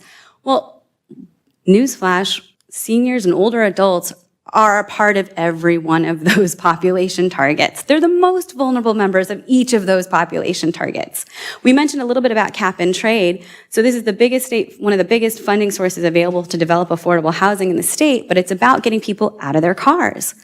Well, older adults aren't estimated to not drive as much, even though that's not the case in rural California, but I'm not going to go there. Therefore, if I'm going to develop a project and I want to use those dollars, I am never going to be able to prove that older adults are getting out of their cars enough to justify that. Basically, it's a non-viable program for us. So not just for single-family homes or whatever that is, I can't even use it to build multifamily transit-oriented development for older adults. Told you we're getting dark. I promise. We're almost out of the challenges, you guys. I promise. And then we talked about the aging housing stock, the rental and owner-occupied units. We talked about earlier the lack of options in general. When it comes down to rural communities, because of this lack of units, because these housing units are getting older and they're not being replaced, a lot of folks who want to age in place and age in community have the two options. It's their own home or a nursing home. And so that's happening statewide, but it's especially happening in our rural communities. Are we still awake? How are y'all doing? I know, it's me and Snack, and I'm talking quickly, and I'm talking about tax credits. You guys are a really great group, though. I haven't actually seen any of you fall asleep or leave. I really love this room design for that reason, because if you want to get out, you have to walk in front of everyone and do it, so... Here, we're going to get into the exciting stuff. So there are really innovative ways of addressing this. There is some hope here. There are things we can do. So this is an example from People's Self-Help Housing. They're located on the Central Coast. Their model is really exciting. They had some slides they could share with me. But this is what we're finding with affordable housing or subsidized housing developments in rural California across the state. And this is the idea where, one, you're building affordable housing communities. So the site themselves, the communities themselves are designed to take in mind older adults' needs. And then the unit designs. So these are apartments. Some of them are studios. There might be multi-bedroom, one bedroom. These are completely independent living, but as a part of a community. And with that comes these wraparound services that comes when you build subsidized affordable housing. This is one of those things market rate housing can do a lot. It's never going to bring these kinds of services and resources to you. And so here it's helping folks access health services, making sure they're navigating their benefits. We have the financial assistance where folks like Rachel in partnership with National Neighbor Silver go in and do financial literacy and fraud prevention with folks, helping them do budgeting. Transportation assistance, you want to get to your next doctor's appointment, you want to figure out how you're going to get from point A to point B. There are social workers who are there. You're living independently, and these are all the people who are part of your community helping you to do that. And again, this is in very rural communities. Anyone who tells you this is impossible, we can do it. We are already doing it. Another really exciting innovation is Magnolia Crossing. Now, this one is in one of those rural and nature areas. It's in Clovis. So don't tell my other rural partners that I'm talking about Clovis right now. I'm going to do it twice too, but it's just so exciting. So what's really cool here is it's a subsidized assisted living, and it was financed by new market tax credits, which I know is wonky. So if you're not with me on this, if you know what I'm talking about, this is like, what? You could do this with new market tax credits? If you don't get too wonky with it if you don't want to. If you have questions, I'll explain it. But basically, it's a funding source that's supposed to be for community development initiatives, and it's really interesting use of it to do it for subsidized assisted living. It's 3 16-unit homes that are clustered together. They're really beautiful. 14 units are for seniors on Medi-Cal. And then there's 10 units for moderate income. So these are for folks who aren't on Medi-Cal but wouldn't otherwise be able to afford assisted living on the private market. And it's a really home-like environment. You don't get like dinner on a tray. If you want to go bake brownies, you get to go break brownies in your kitchen. This is really exciting. It's really beautiful. And what we love is that this is being innovated in the San Joaquin Valley. So the people who don't get a chance to kind of see as like leaders in the industry really are. Another example, again, out of Clovis, this is a market rate solution. This is also not specific to older adults, but I think it's very replicable and really exciting opportunity for that. This is Clovis's town. So it's Old Town Clovis's cottages. And so what the city did is they said, these are now that there's accessory dwelling unit or kind of the granny flat modifications are being embraced a lot. We've had a lot of legislation that makes them more accessible in our communities and more of an option to try to do additional housing and increase our housing stock. I would never say that accessory dwelling units are going to solve our housing crisis, but this is a really great way to address specifically aging in community. And what that is Clovis looked and said, these are all of our parcels in this area, the lots by which we think you should go ahead and do a project like this. And we're going to go ahead and give you the permitting and identify where, if you live here, you get to do this. Or if you're developing here, you get to do this. They developed 3 beautiful prototypes. Each of these homes are under 450 square feet, so they are a tiny home. They said, here are the blueprints. They're free. Just take them. Here's everything you need to do to get through the permitting process. We're going to walk you through it. So if you want to do this in your community, you can do it, and here's how. And I think this is incredibly replicable, market rate way of approaching this and making the most use of these new policies that are coming down the line about accessory dwelling units. Aren't they pretty? And so then we get into this idea around smart growth and healthy housing. And so my organization, in partnership with UC Davis's Center for Regional Change and with support from the Sierra Health Foundation and the San Joaquin Valley Health Fund, have really started to look at this idea of smart growth, transit-oriented development, sustainable development. We've been told that that's an urban option and an urban solution. But we know and we are seeing it working in rural communities. We're also told it's for millennials. Millennials want to be able to walk in their neighborhood, right? You're like, no, everybody wants to be able to walk in their neighborhood.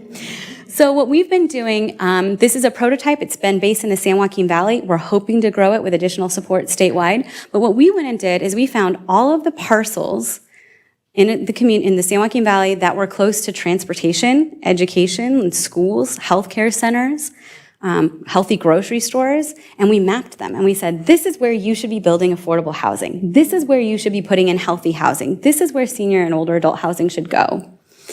And then we did one extra step, because we're advocates too, and we said, let's see if you zoned appropriately for affordable housing development. The answer is no. Most of them didn't. Modesto came in as a winner with 1% of their high amenity sites actually zoned for affordable housing.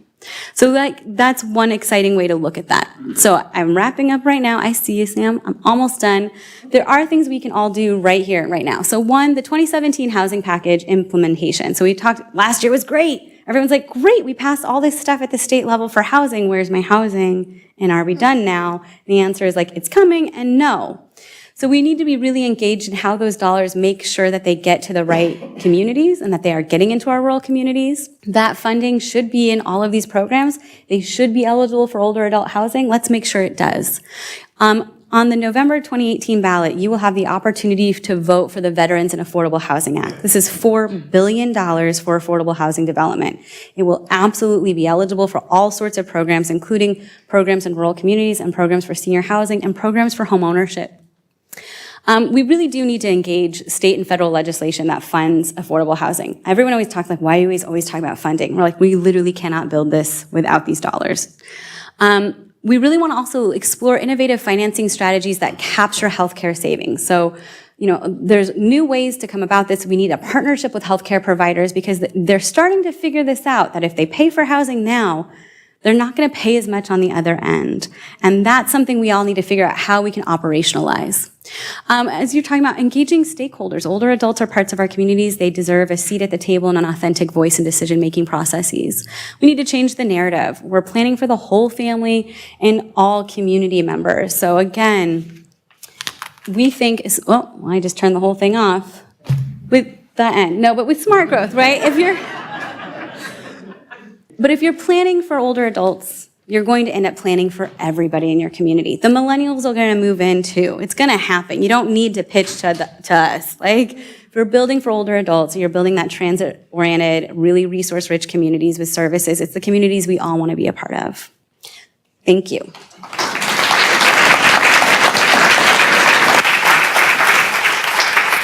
Thank you so much, Alicia, Mayor Cabaldon, and Dr. Ailshire.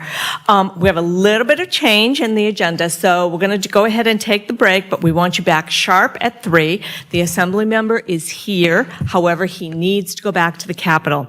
So he's going to speak right when we come back and then make his appointment, and then we'll proceed with the panel. So just a little bit of a switch up.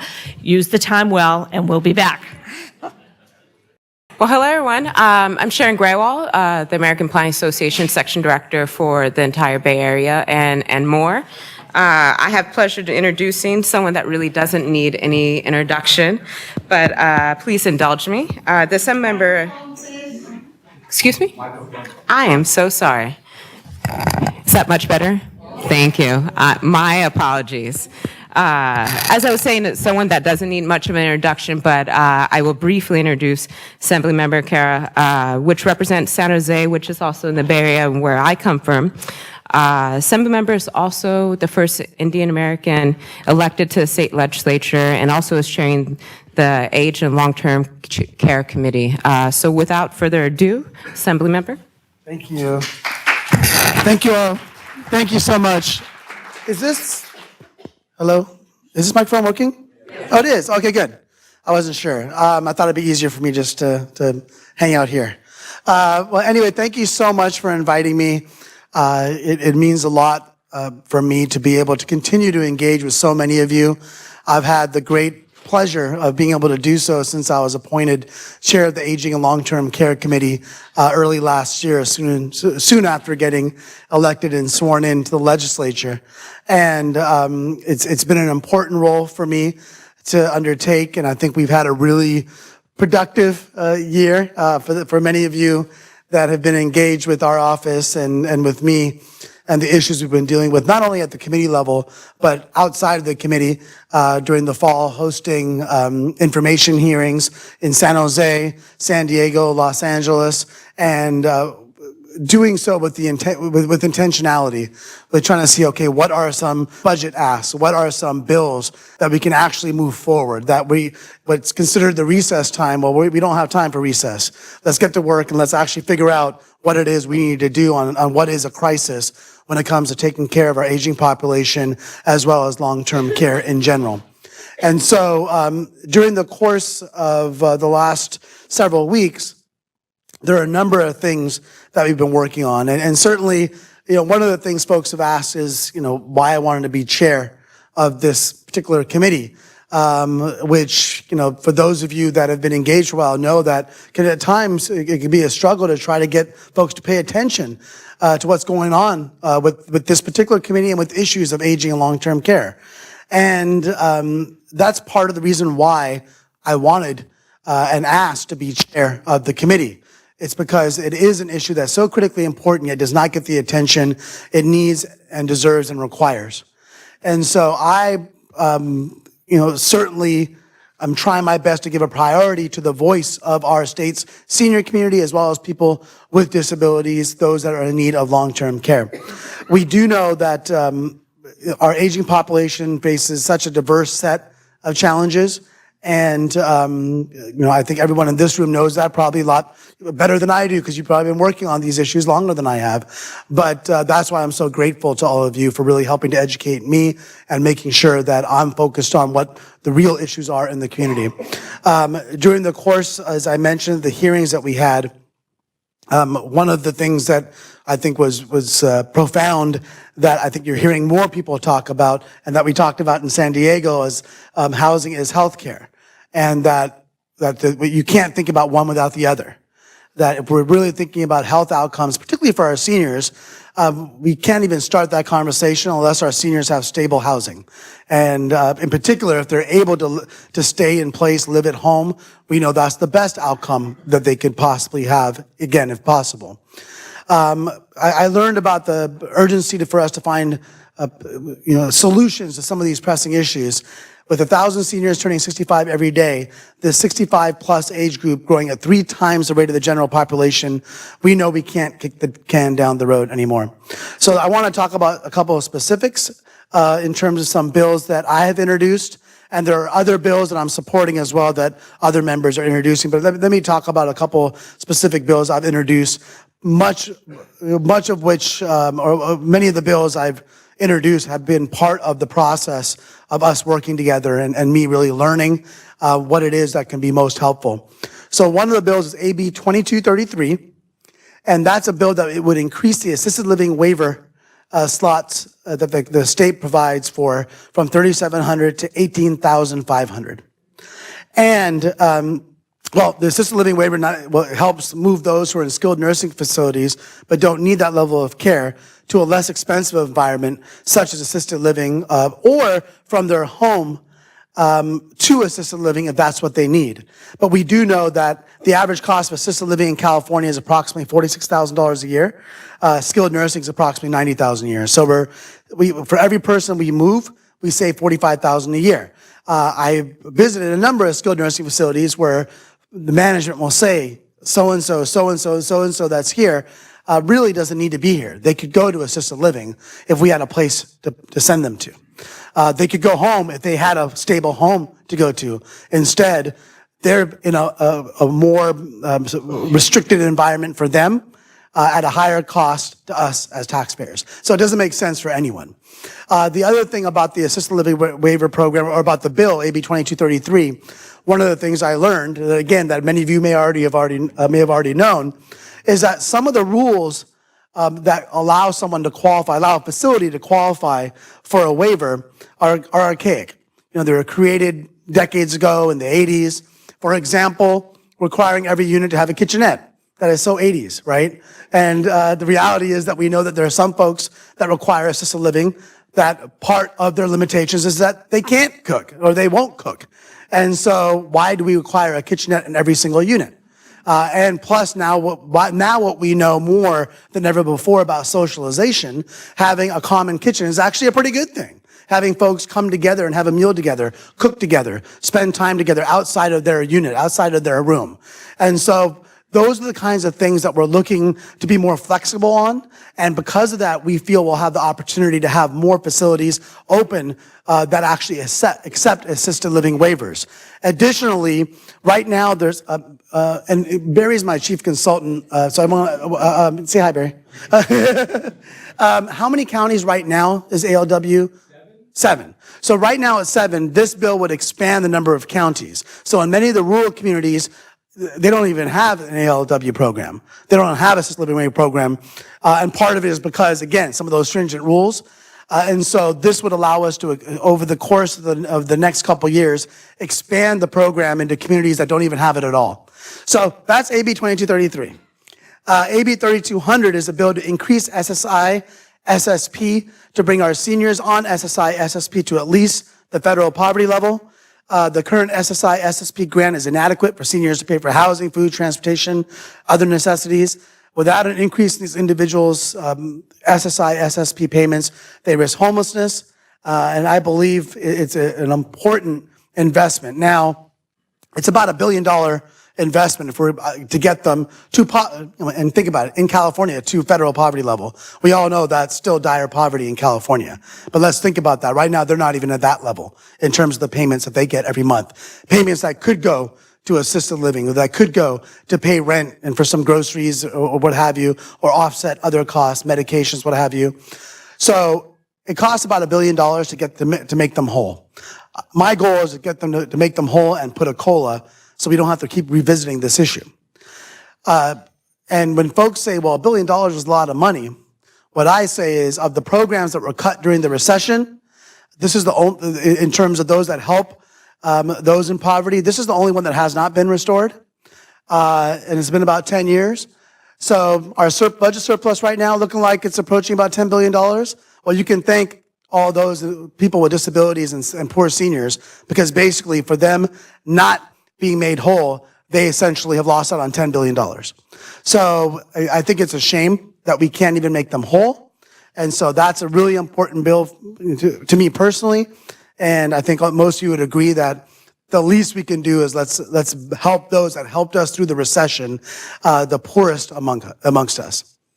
Another budget request that I'm spearheading is a $3 million request so that the state can develop better and more accurate state and county level data on the long-term care needs and support services of our growing population of seniors and persons with disabilities.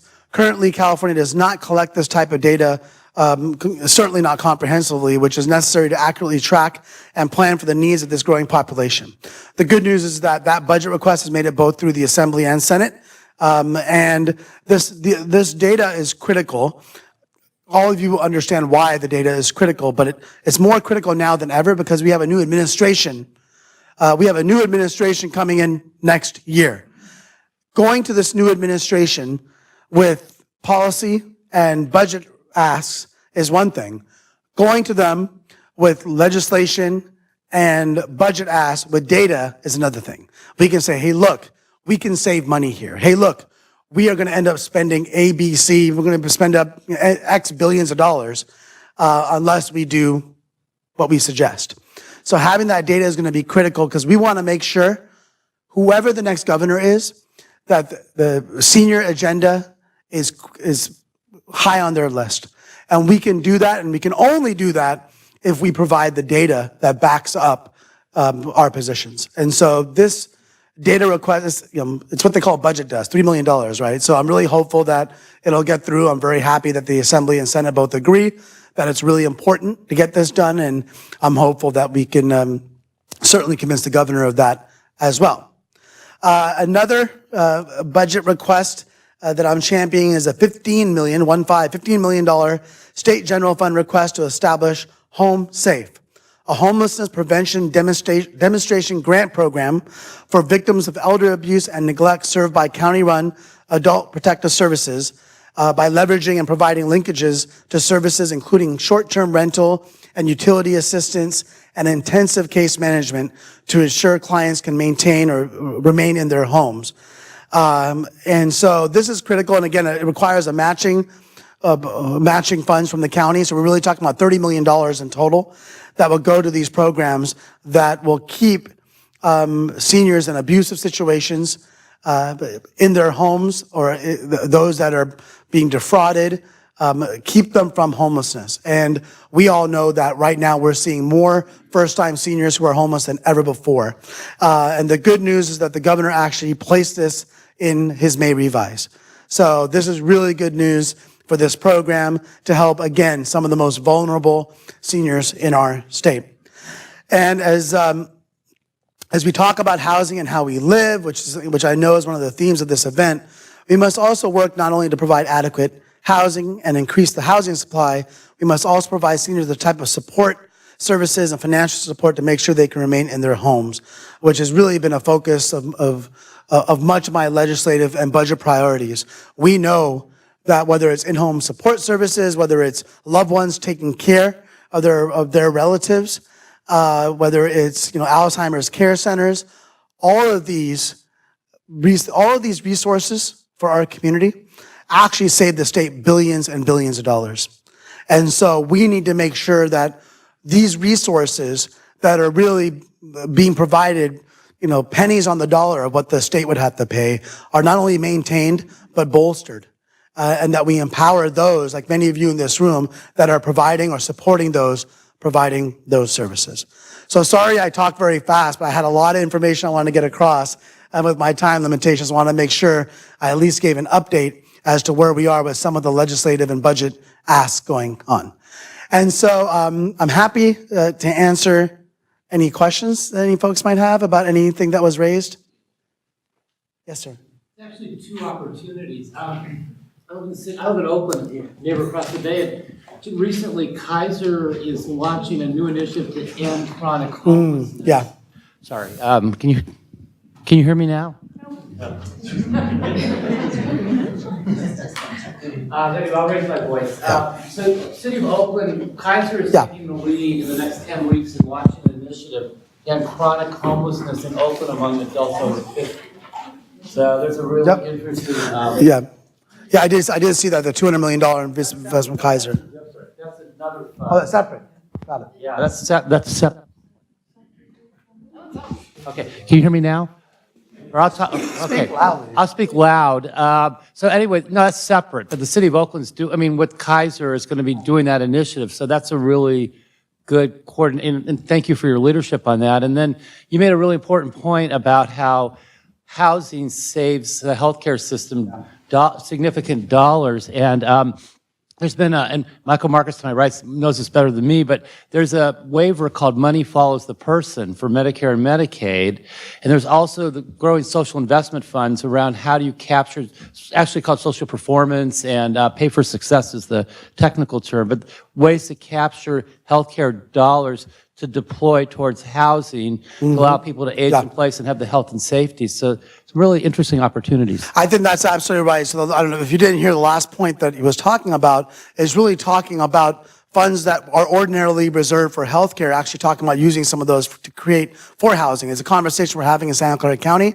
It's great to have investment from companies like Kaiser, and we had Cisco is investing $50 million to deal with homelessness in Silicon Valley.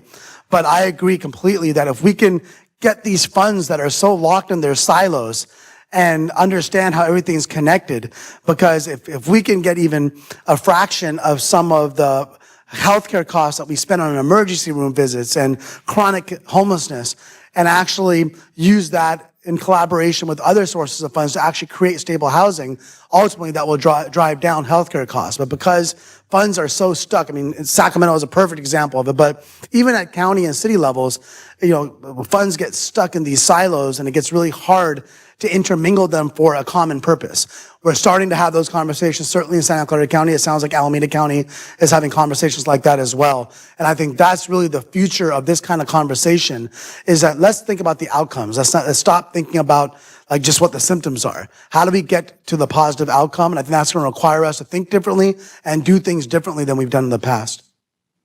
In a study that was done by my former employer, the Harrington Weinberg Foundation, looking at the caregivers and their ability to keep their loved one in their home, we found that just looking at 1,200 nursing home eligible older adults and their caregivers, investment in home modification, almost all of which costs under $2,500, resulted in $38 million worth of savings to the Medicaid system in a period of 6 months. Yeah. That sets up an incredible opportunity for public-private partnerships in which money is lent at little or no interest, and also coupled with using things like Medicaid. Yep.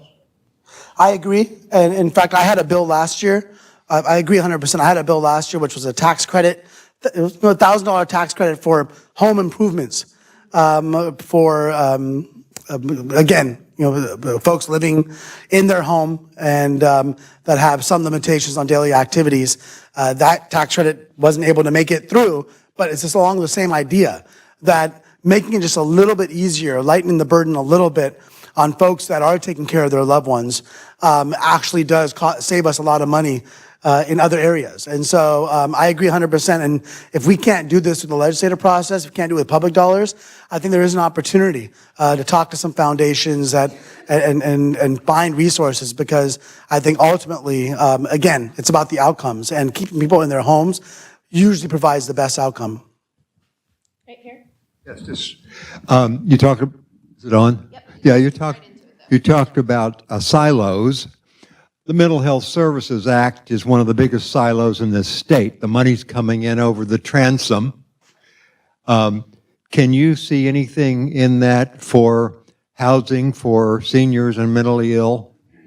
Yeah, I think there's I think a number of folks in the building, so to speak, are in the Capitol are putting pressure on the governor's office in terms of releasing certain funds that are in some of these siloed areas, whether it's mental health or even affordable housing funds, to release them. And so the short answer is yes, there's a desire to do it, there is a push to do it. And I think that there's probably more pressure now than ever to do it. Last year when I came in, I was part of a group of the Assembly that really were relentless on making sure we did something on housing last year.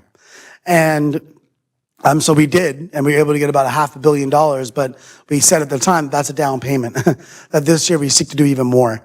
And I'm hoping that we can do at least $1.5 billion or more for affordable housing. But I think a part of that equation is going to be also funds regarding mental health and the mental health funds as it relates to housing. Again, as we both said now and others, kind of breaking out of those silos. So yes, there are efforts. Whether they'll be successful or not, I mean, a lot of that has to do with what the governor would like to see done in his final year, knowing that there are a number of us that certainly are going to continue to demand more funds for housing, and particularly for those that have different kinds of varying needs.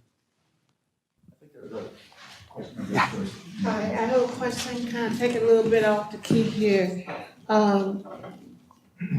Hi, this is a little off key. There's a group of people, they are seniors, disabled, in long-term care facilities that are run by real estate firms. And they are unlicensed, and they kind of circumvent the law. And I was wondering, is there anything that's in the works to mandate that they be licensed so that they can be held accountable like the licensed facilities are as far as violations of the rights and the fraud and the elder abuse that happens? That's a good question. I saw that in San Jose, there was a facility that basically, gave just a couple, 60 days or less notice. I think they were, because of public pressure, they expanded it to 90 days notice for everyone to leave their facility. And they had a number of folks there that were, it was a assisted living type facility, but it was just very sad because they had nowhere else to go. And their loved ones are coming, and some from out of state because they heard that, mom or dad is about to be put out on the sidewalk. And so I agree that we have to make sure that those that are actually marketing their facilities as ones that are for seniors, particularly those with any kind of limitations or any kind of disabilities, that they have to be compliant with the law. And so if there are, and I've learned a lot, and frankly, it hasn't been very uplifting about not just assisted living facilities and some of these residents that are targeting our seniors, but even skilled nursing, and I'm not happy with what I'm learning. And so I will say that it's really difficult, and that's where it takes all of us to do anything regulatory to crack down, because it's a big interest. You mentioned property, these are the commercial real estate and property investment, and you're going up against a large entity. And so that's where it really requires all of us to organize well. But I think that the reality is, given the rate at which our population is aging, given the fact that most of them, because over the course of recent decades, pensions went away for inadequate 401ks, that there are going to be more and more seniors that are going to be really relying upon facilities that will care for them, and they're going to be they're going to take advantage of them, a lot of unscrupulous actors. And so if you know specific examples, feel free to share it with us. But in terms of legislation, I mean, the reality is that there are protections that are there. The question is, are they being enforced? And that's part, I'm trying to work on issues of enforcement in terms of in skilled nursing, and just trying to clarify some of those standards has been very difficult, and the industry, has made it challenging for us to even have those conversations.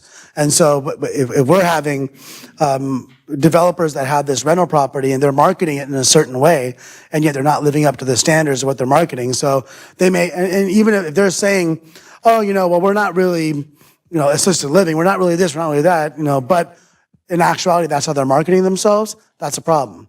Because they need to comply with the same rules and regulations that everyone else providing those services are required to comply with for a reason, right? And so, but it's unfortunate. I think we're seeing more and more of this. We're seeing it in mobile home parks, where mobile in San Jose, we have the largest population of mobile home residents in San Jose than anywhere else in the state. And it's basically become not only de facto affordable housing, de facto senior affordable housing. If you go into many of these mobile home parks, you'll see most of the population are seniors. They have nowhere else to go. They couldn't afford to go anywhere else. And in some cases, some of the mobile home parks, they want to sell, so they make the living conditions miserable. And so we've started to crack down on that because it's unacceptable. They own their mobile home, they're renting the space, and to kind of force someone's hand by affecting their quality of life is unacceptable. So I bring up the mobile home community as well because I don't hear that discussed as much, but I think it needs to under the guise of caring for our aging community, because we're going to see more and more of our reliance on mobile home communities as one of the few places people can afford. But yeah, please feel free to send us whatever information you have. She gave you a copy. Okay, thank you. And so I have a couple, I could probably take another question if anyone has any question or comment. Yes, sir. So very interested in Home Safe, and Merced County, I think, will be an ideal pilot project for that. So what are the next steps for Home Safe? Well, the next steps, the next steps is making sure it actually is that it's actually approved as part of the budget. I mean, the good news is the governor put it in his revise. So, knock on wood, I don't see. I mean, I feel pretty hopeful that it'll be included, but we can, just follow up with us, follow up with Barry, and the team here can connect you with us. But I'm happy to follow up with what next steps are. But particularly if there's, I imagine every county will have some form of adult protective services. The question is, what's the next step of applying for the grant? And so we can follow up. Hopefully, all we'll have is good news, and so we can, during the course of the summer, we can figure out what the next steps are. So I just want to thank you all so much, and thank you for allowing me kind of this one-on-one opportunity as opposed to the panel, because I have to get out of here. But I want to thank all of you. I know many of you that I've gotten to know over the past year or more, and I'm so grateful for the work that you do in your respective roles. And I look forward to continuing to advocate for our senior community and continue to advocate whoever the next person is that steps into the governor's mansion to make sure that it's a priority for our state in the years ahead. So thank you all so much.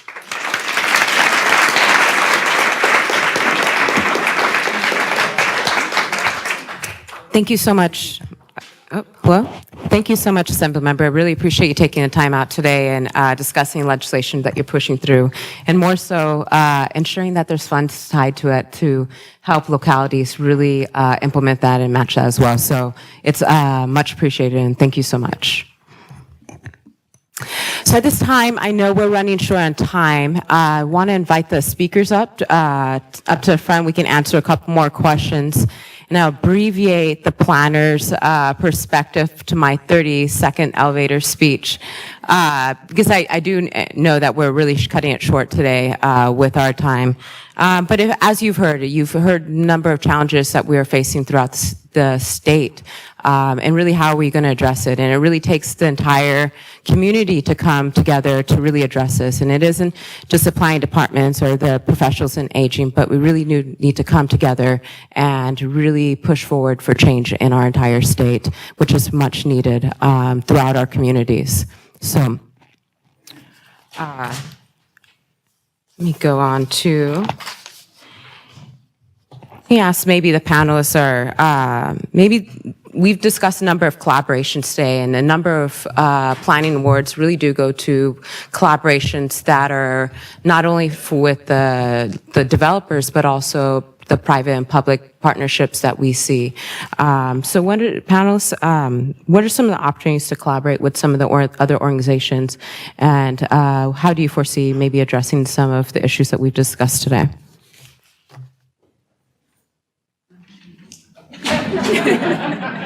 You won. No, we all have to answer them? Go ahead.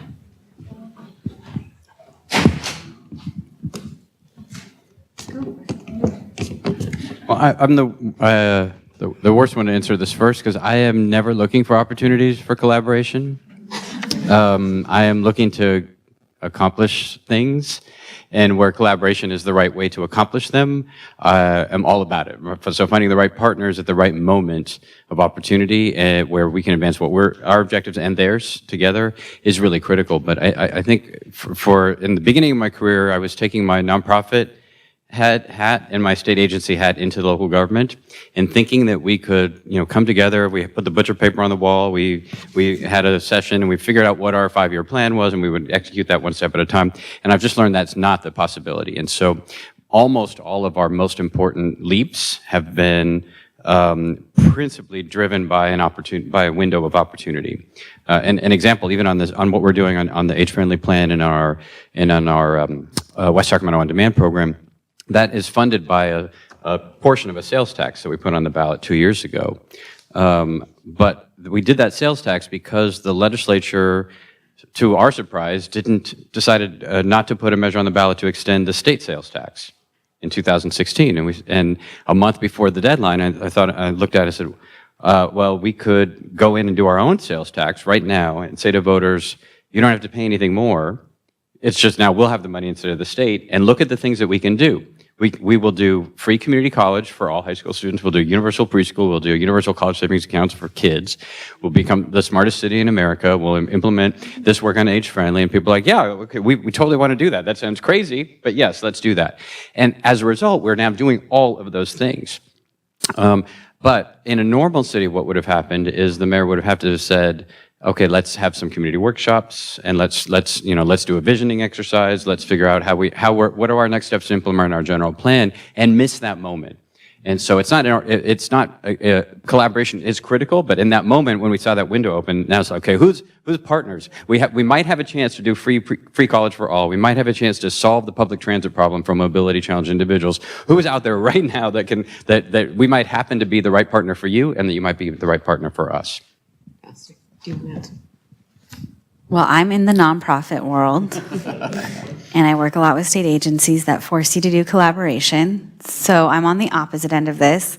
I think, though, to not go into all of that, I think I would like to focus on specifically the role of the health and housing and where that's overlapping right now. I'm a houser, so I think housing is the center of everything. And if you just focus on housing, all of our problems will be solved, because then you're going to get to all of these other issues.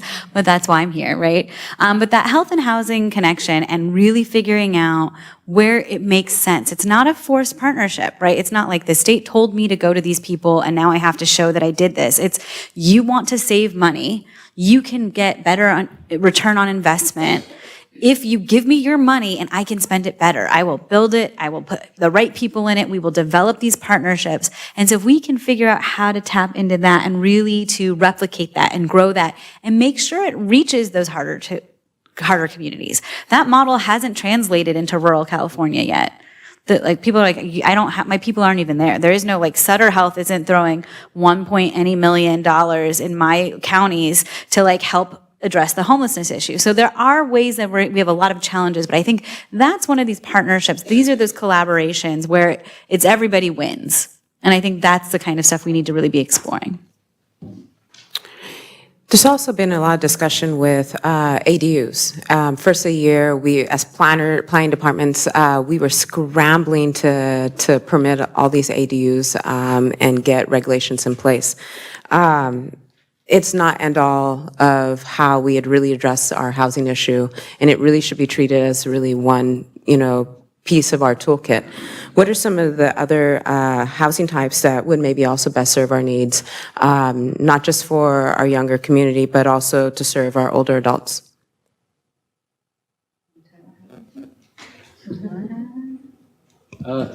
Sure.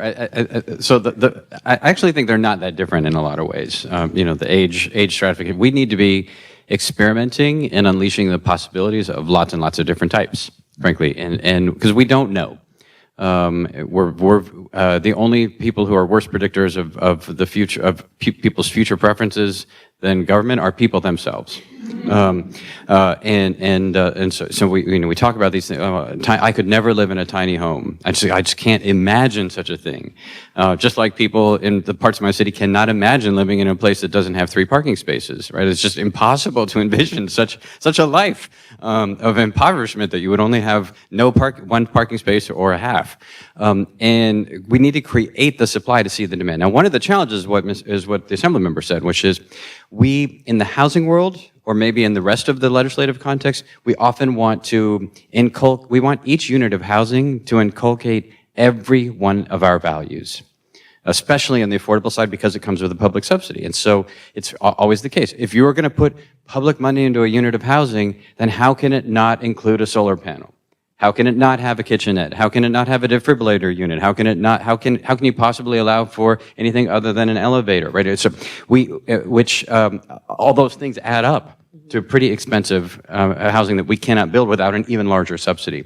And so creating more types, as I think the Assemblymember is saying, we need to make sure there is housing for folks who want to cook for themselves, but that does not necessarily mean that every single unit has to meet every single need.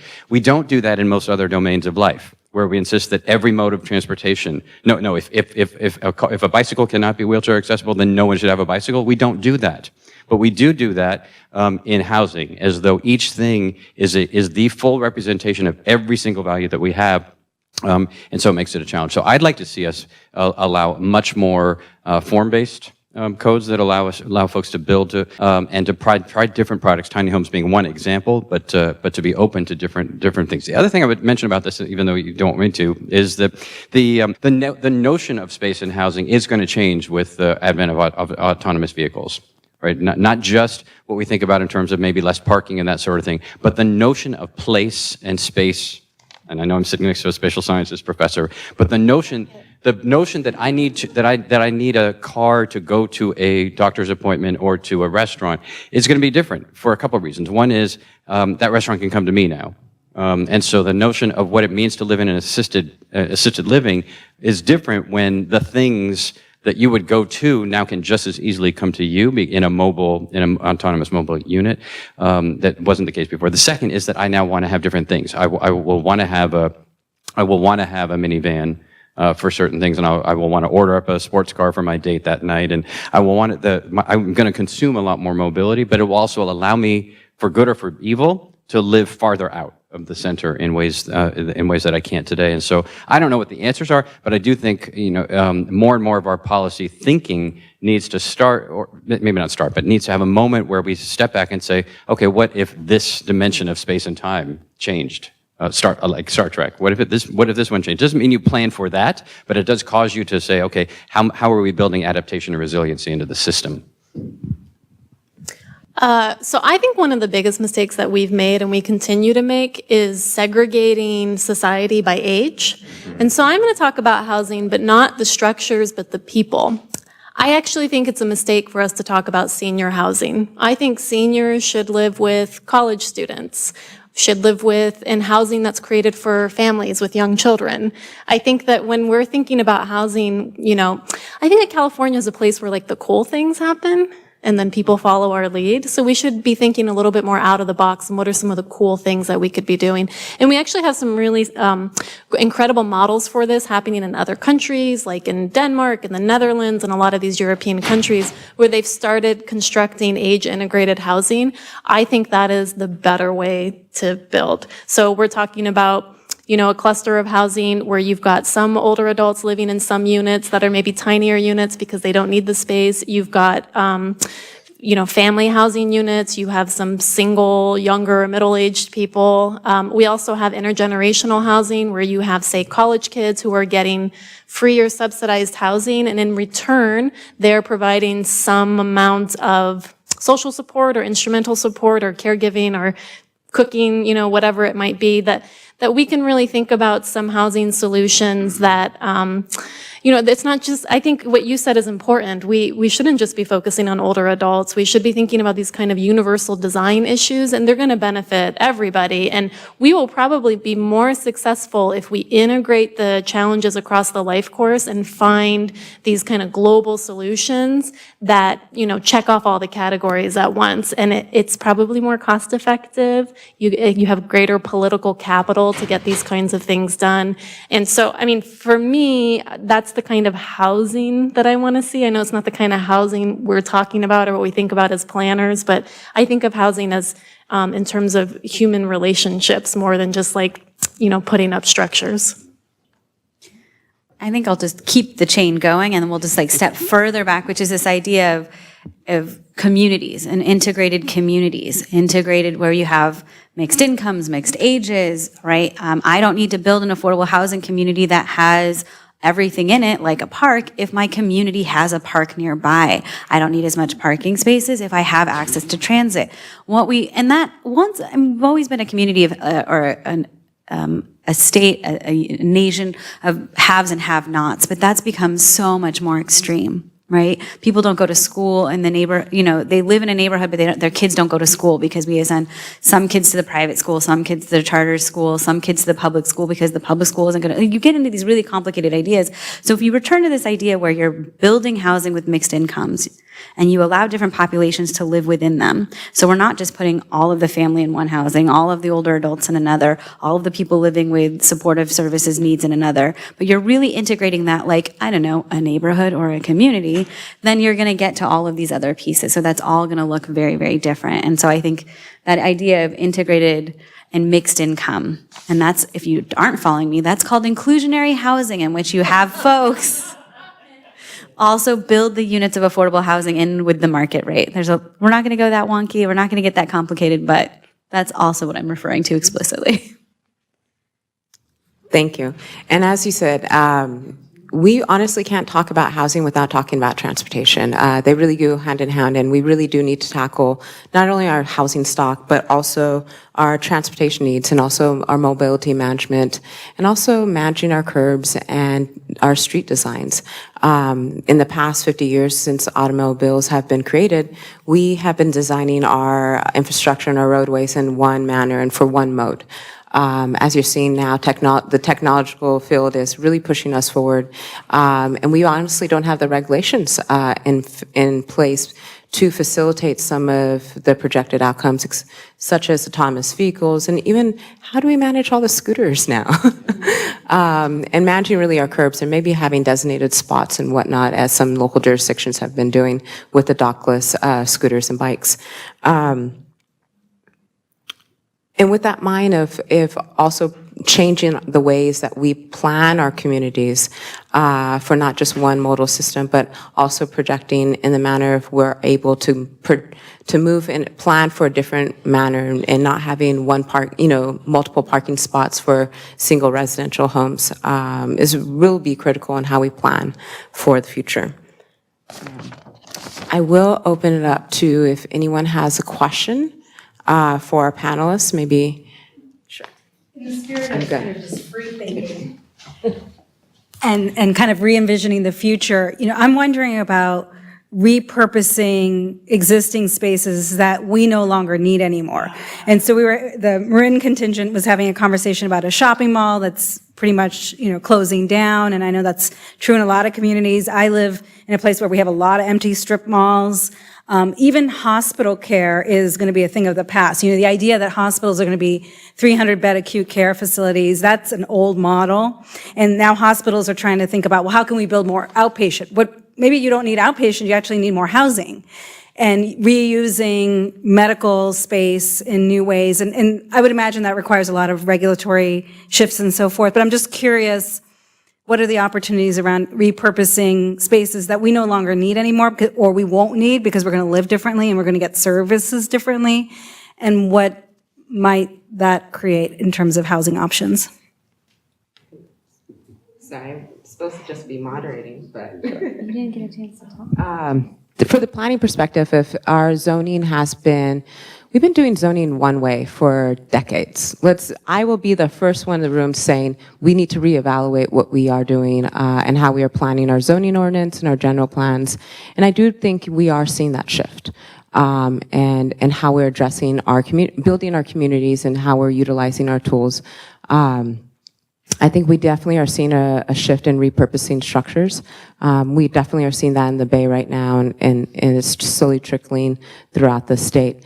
But I'll tell you, I'll be the first one to say the planners can't do it alone. We definitely need the support of other departments and community members to champion this, and our electeds to be all on one page to actually champion these issues, to repurpose and to re-look at how we utilize our zoning.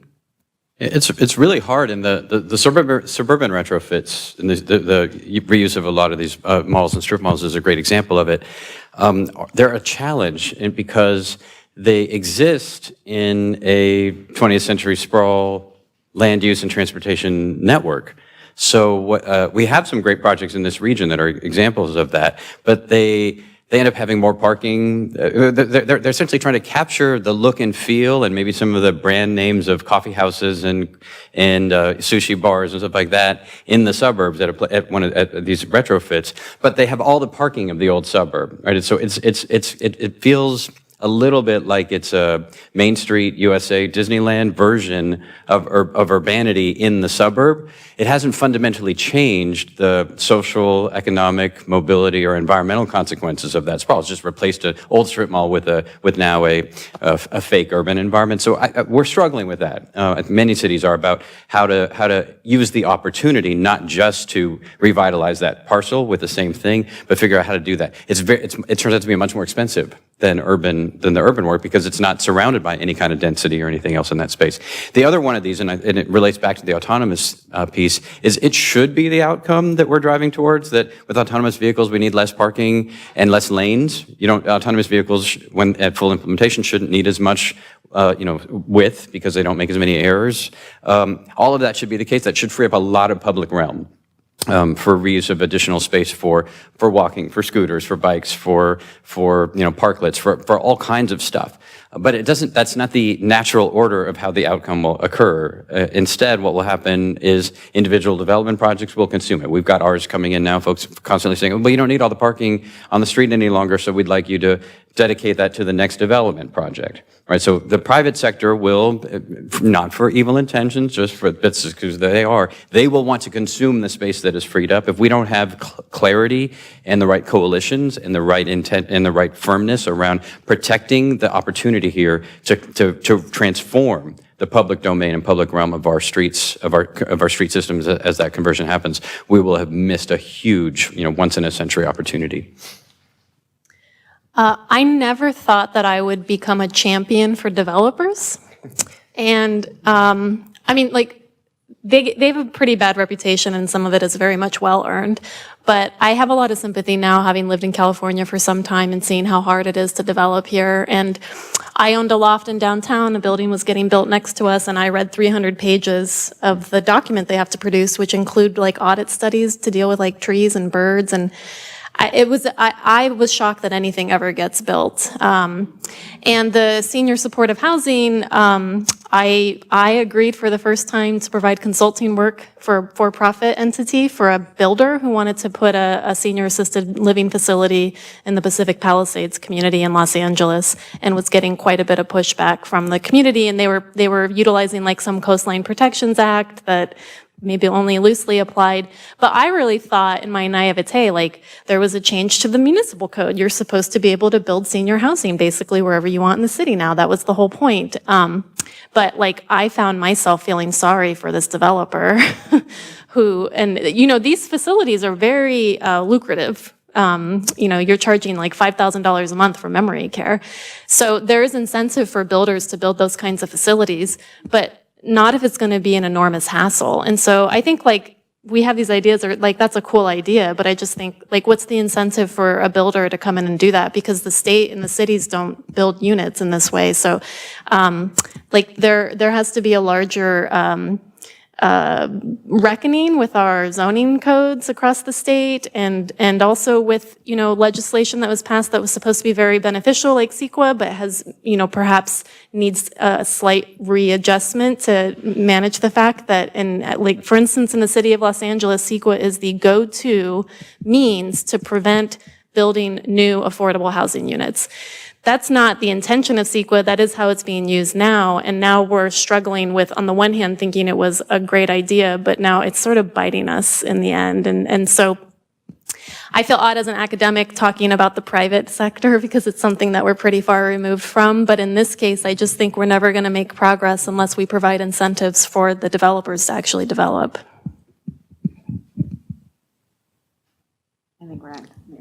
I think we are. You guys have been gracious enough to indulge us over time, and we really appreciate you guys coming.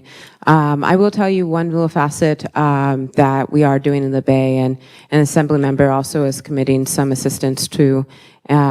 We've been teaming up with AARP, ASA, and also I believe we're going to pull in Sutter Health Foundation to really push forward the policies we need locally. Assemblymember is definitely pushing forward statewide legislation, but I think there's definitely short-term, long-term things that we can do at the local level.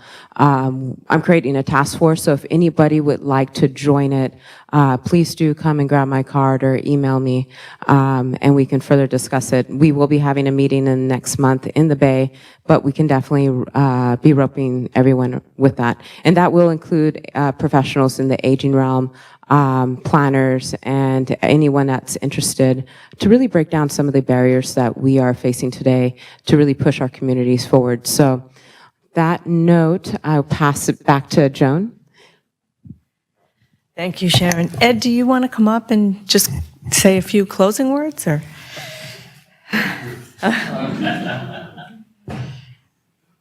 Got some nifty notes here. I'm not going to do it because you've endured long and it's been worth it. I mean, we had a wonderful day today, and I think we heard clearly what the problem is and what the challenges are, and then we heard some pretty creative techniques, some creative ideas, and some ways to go forward to try and move the needle in housing and move it forward to create more affordable, accessible housing for our communities. And I'd just like to salute all of you for what you're doing as part of a team to move it all forward, and it takes a team. Thank you all.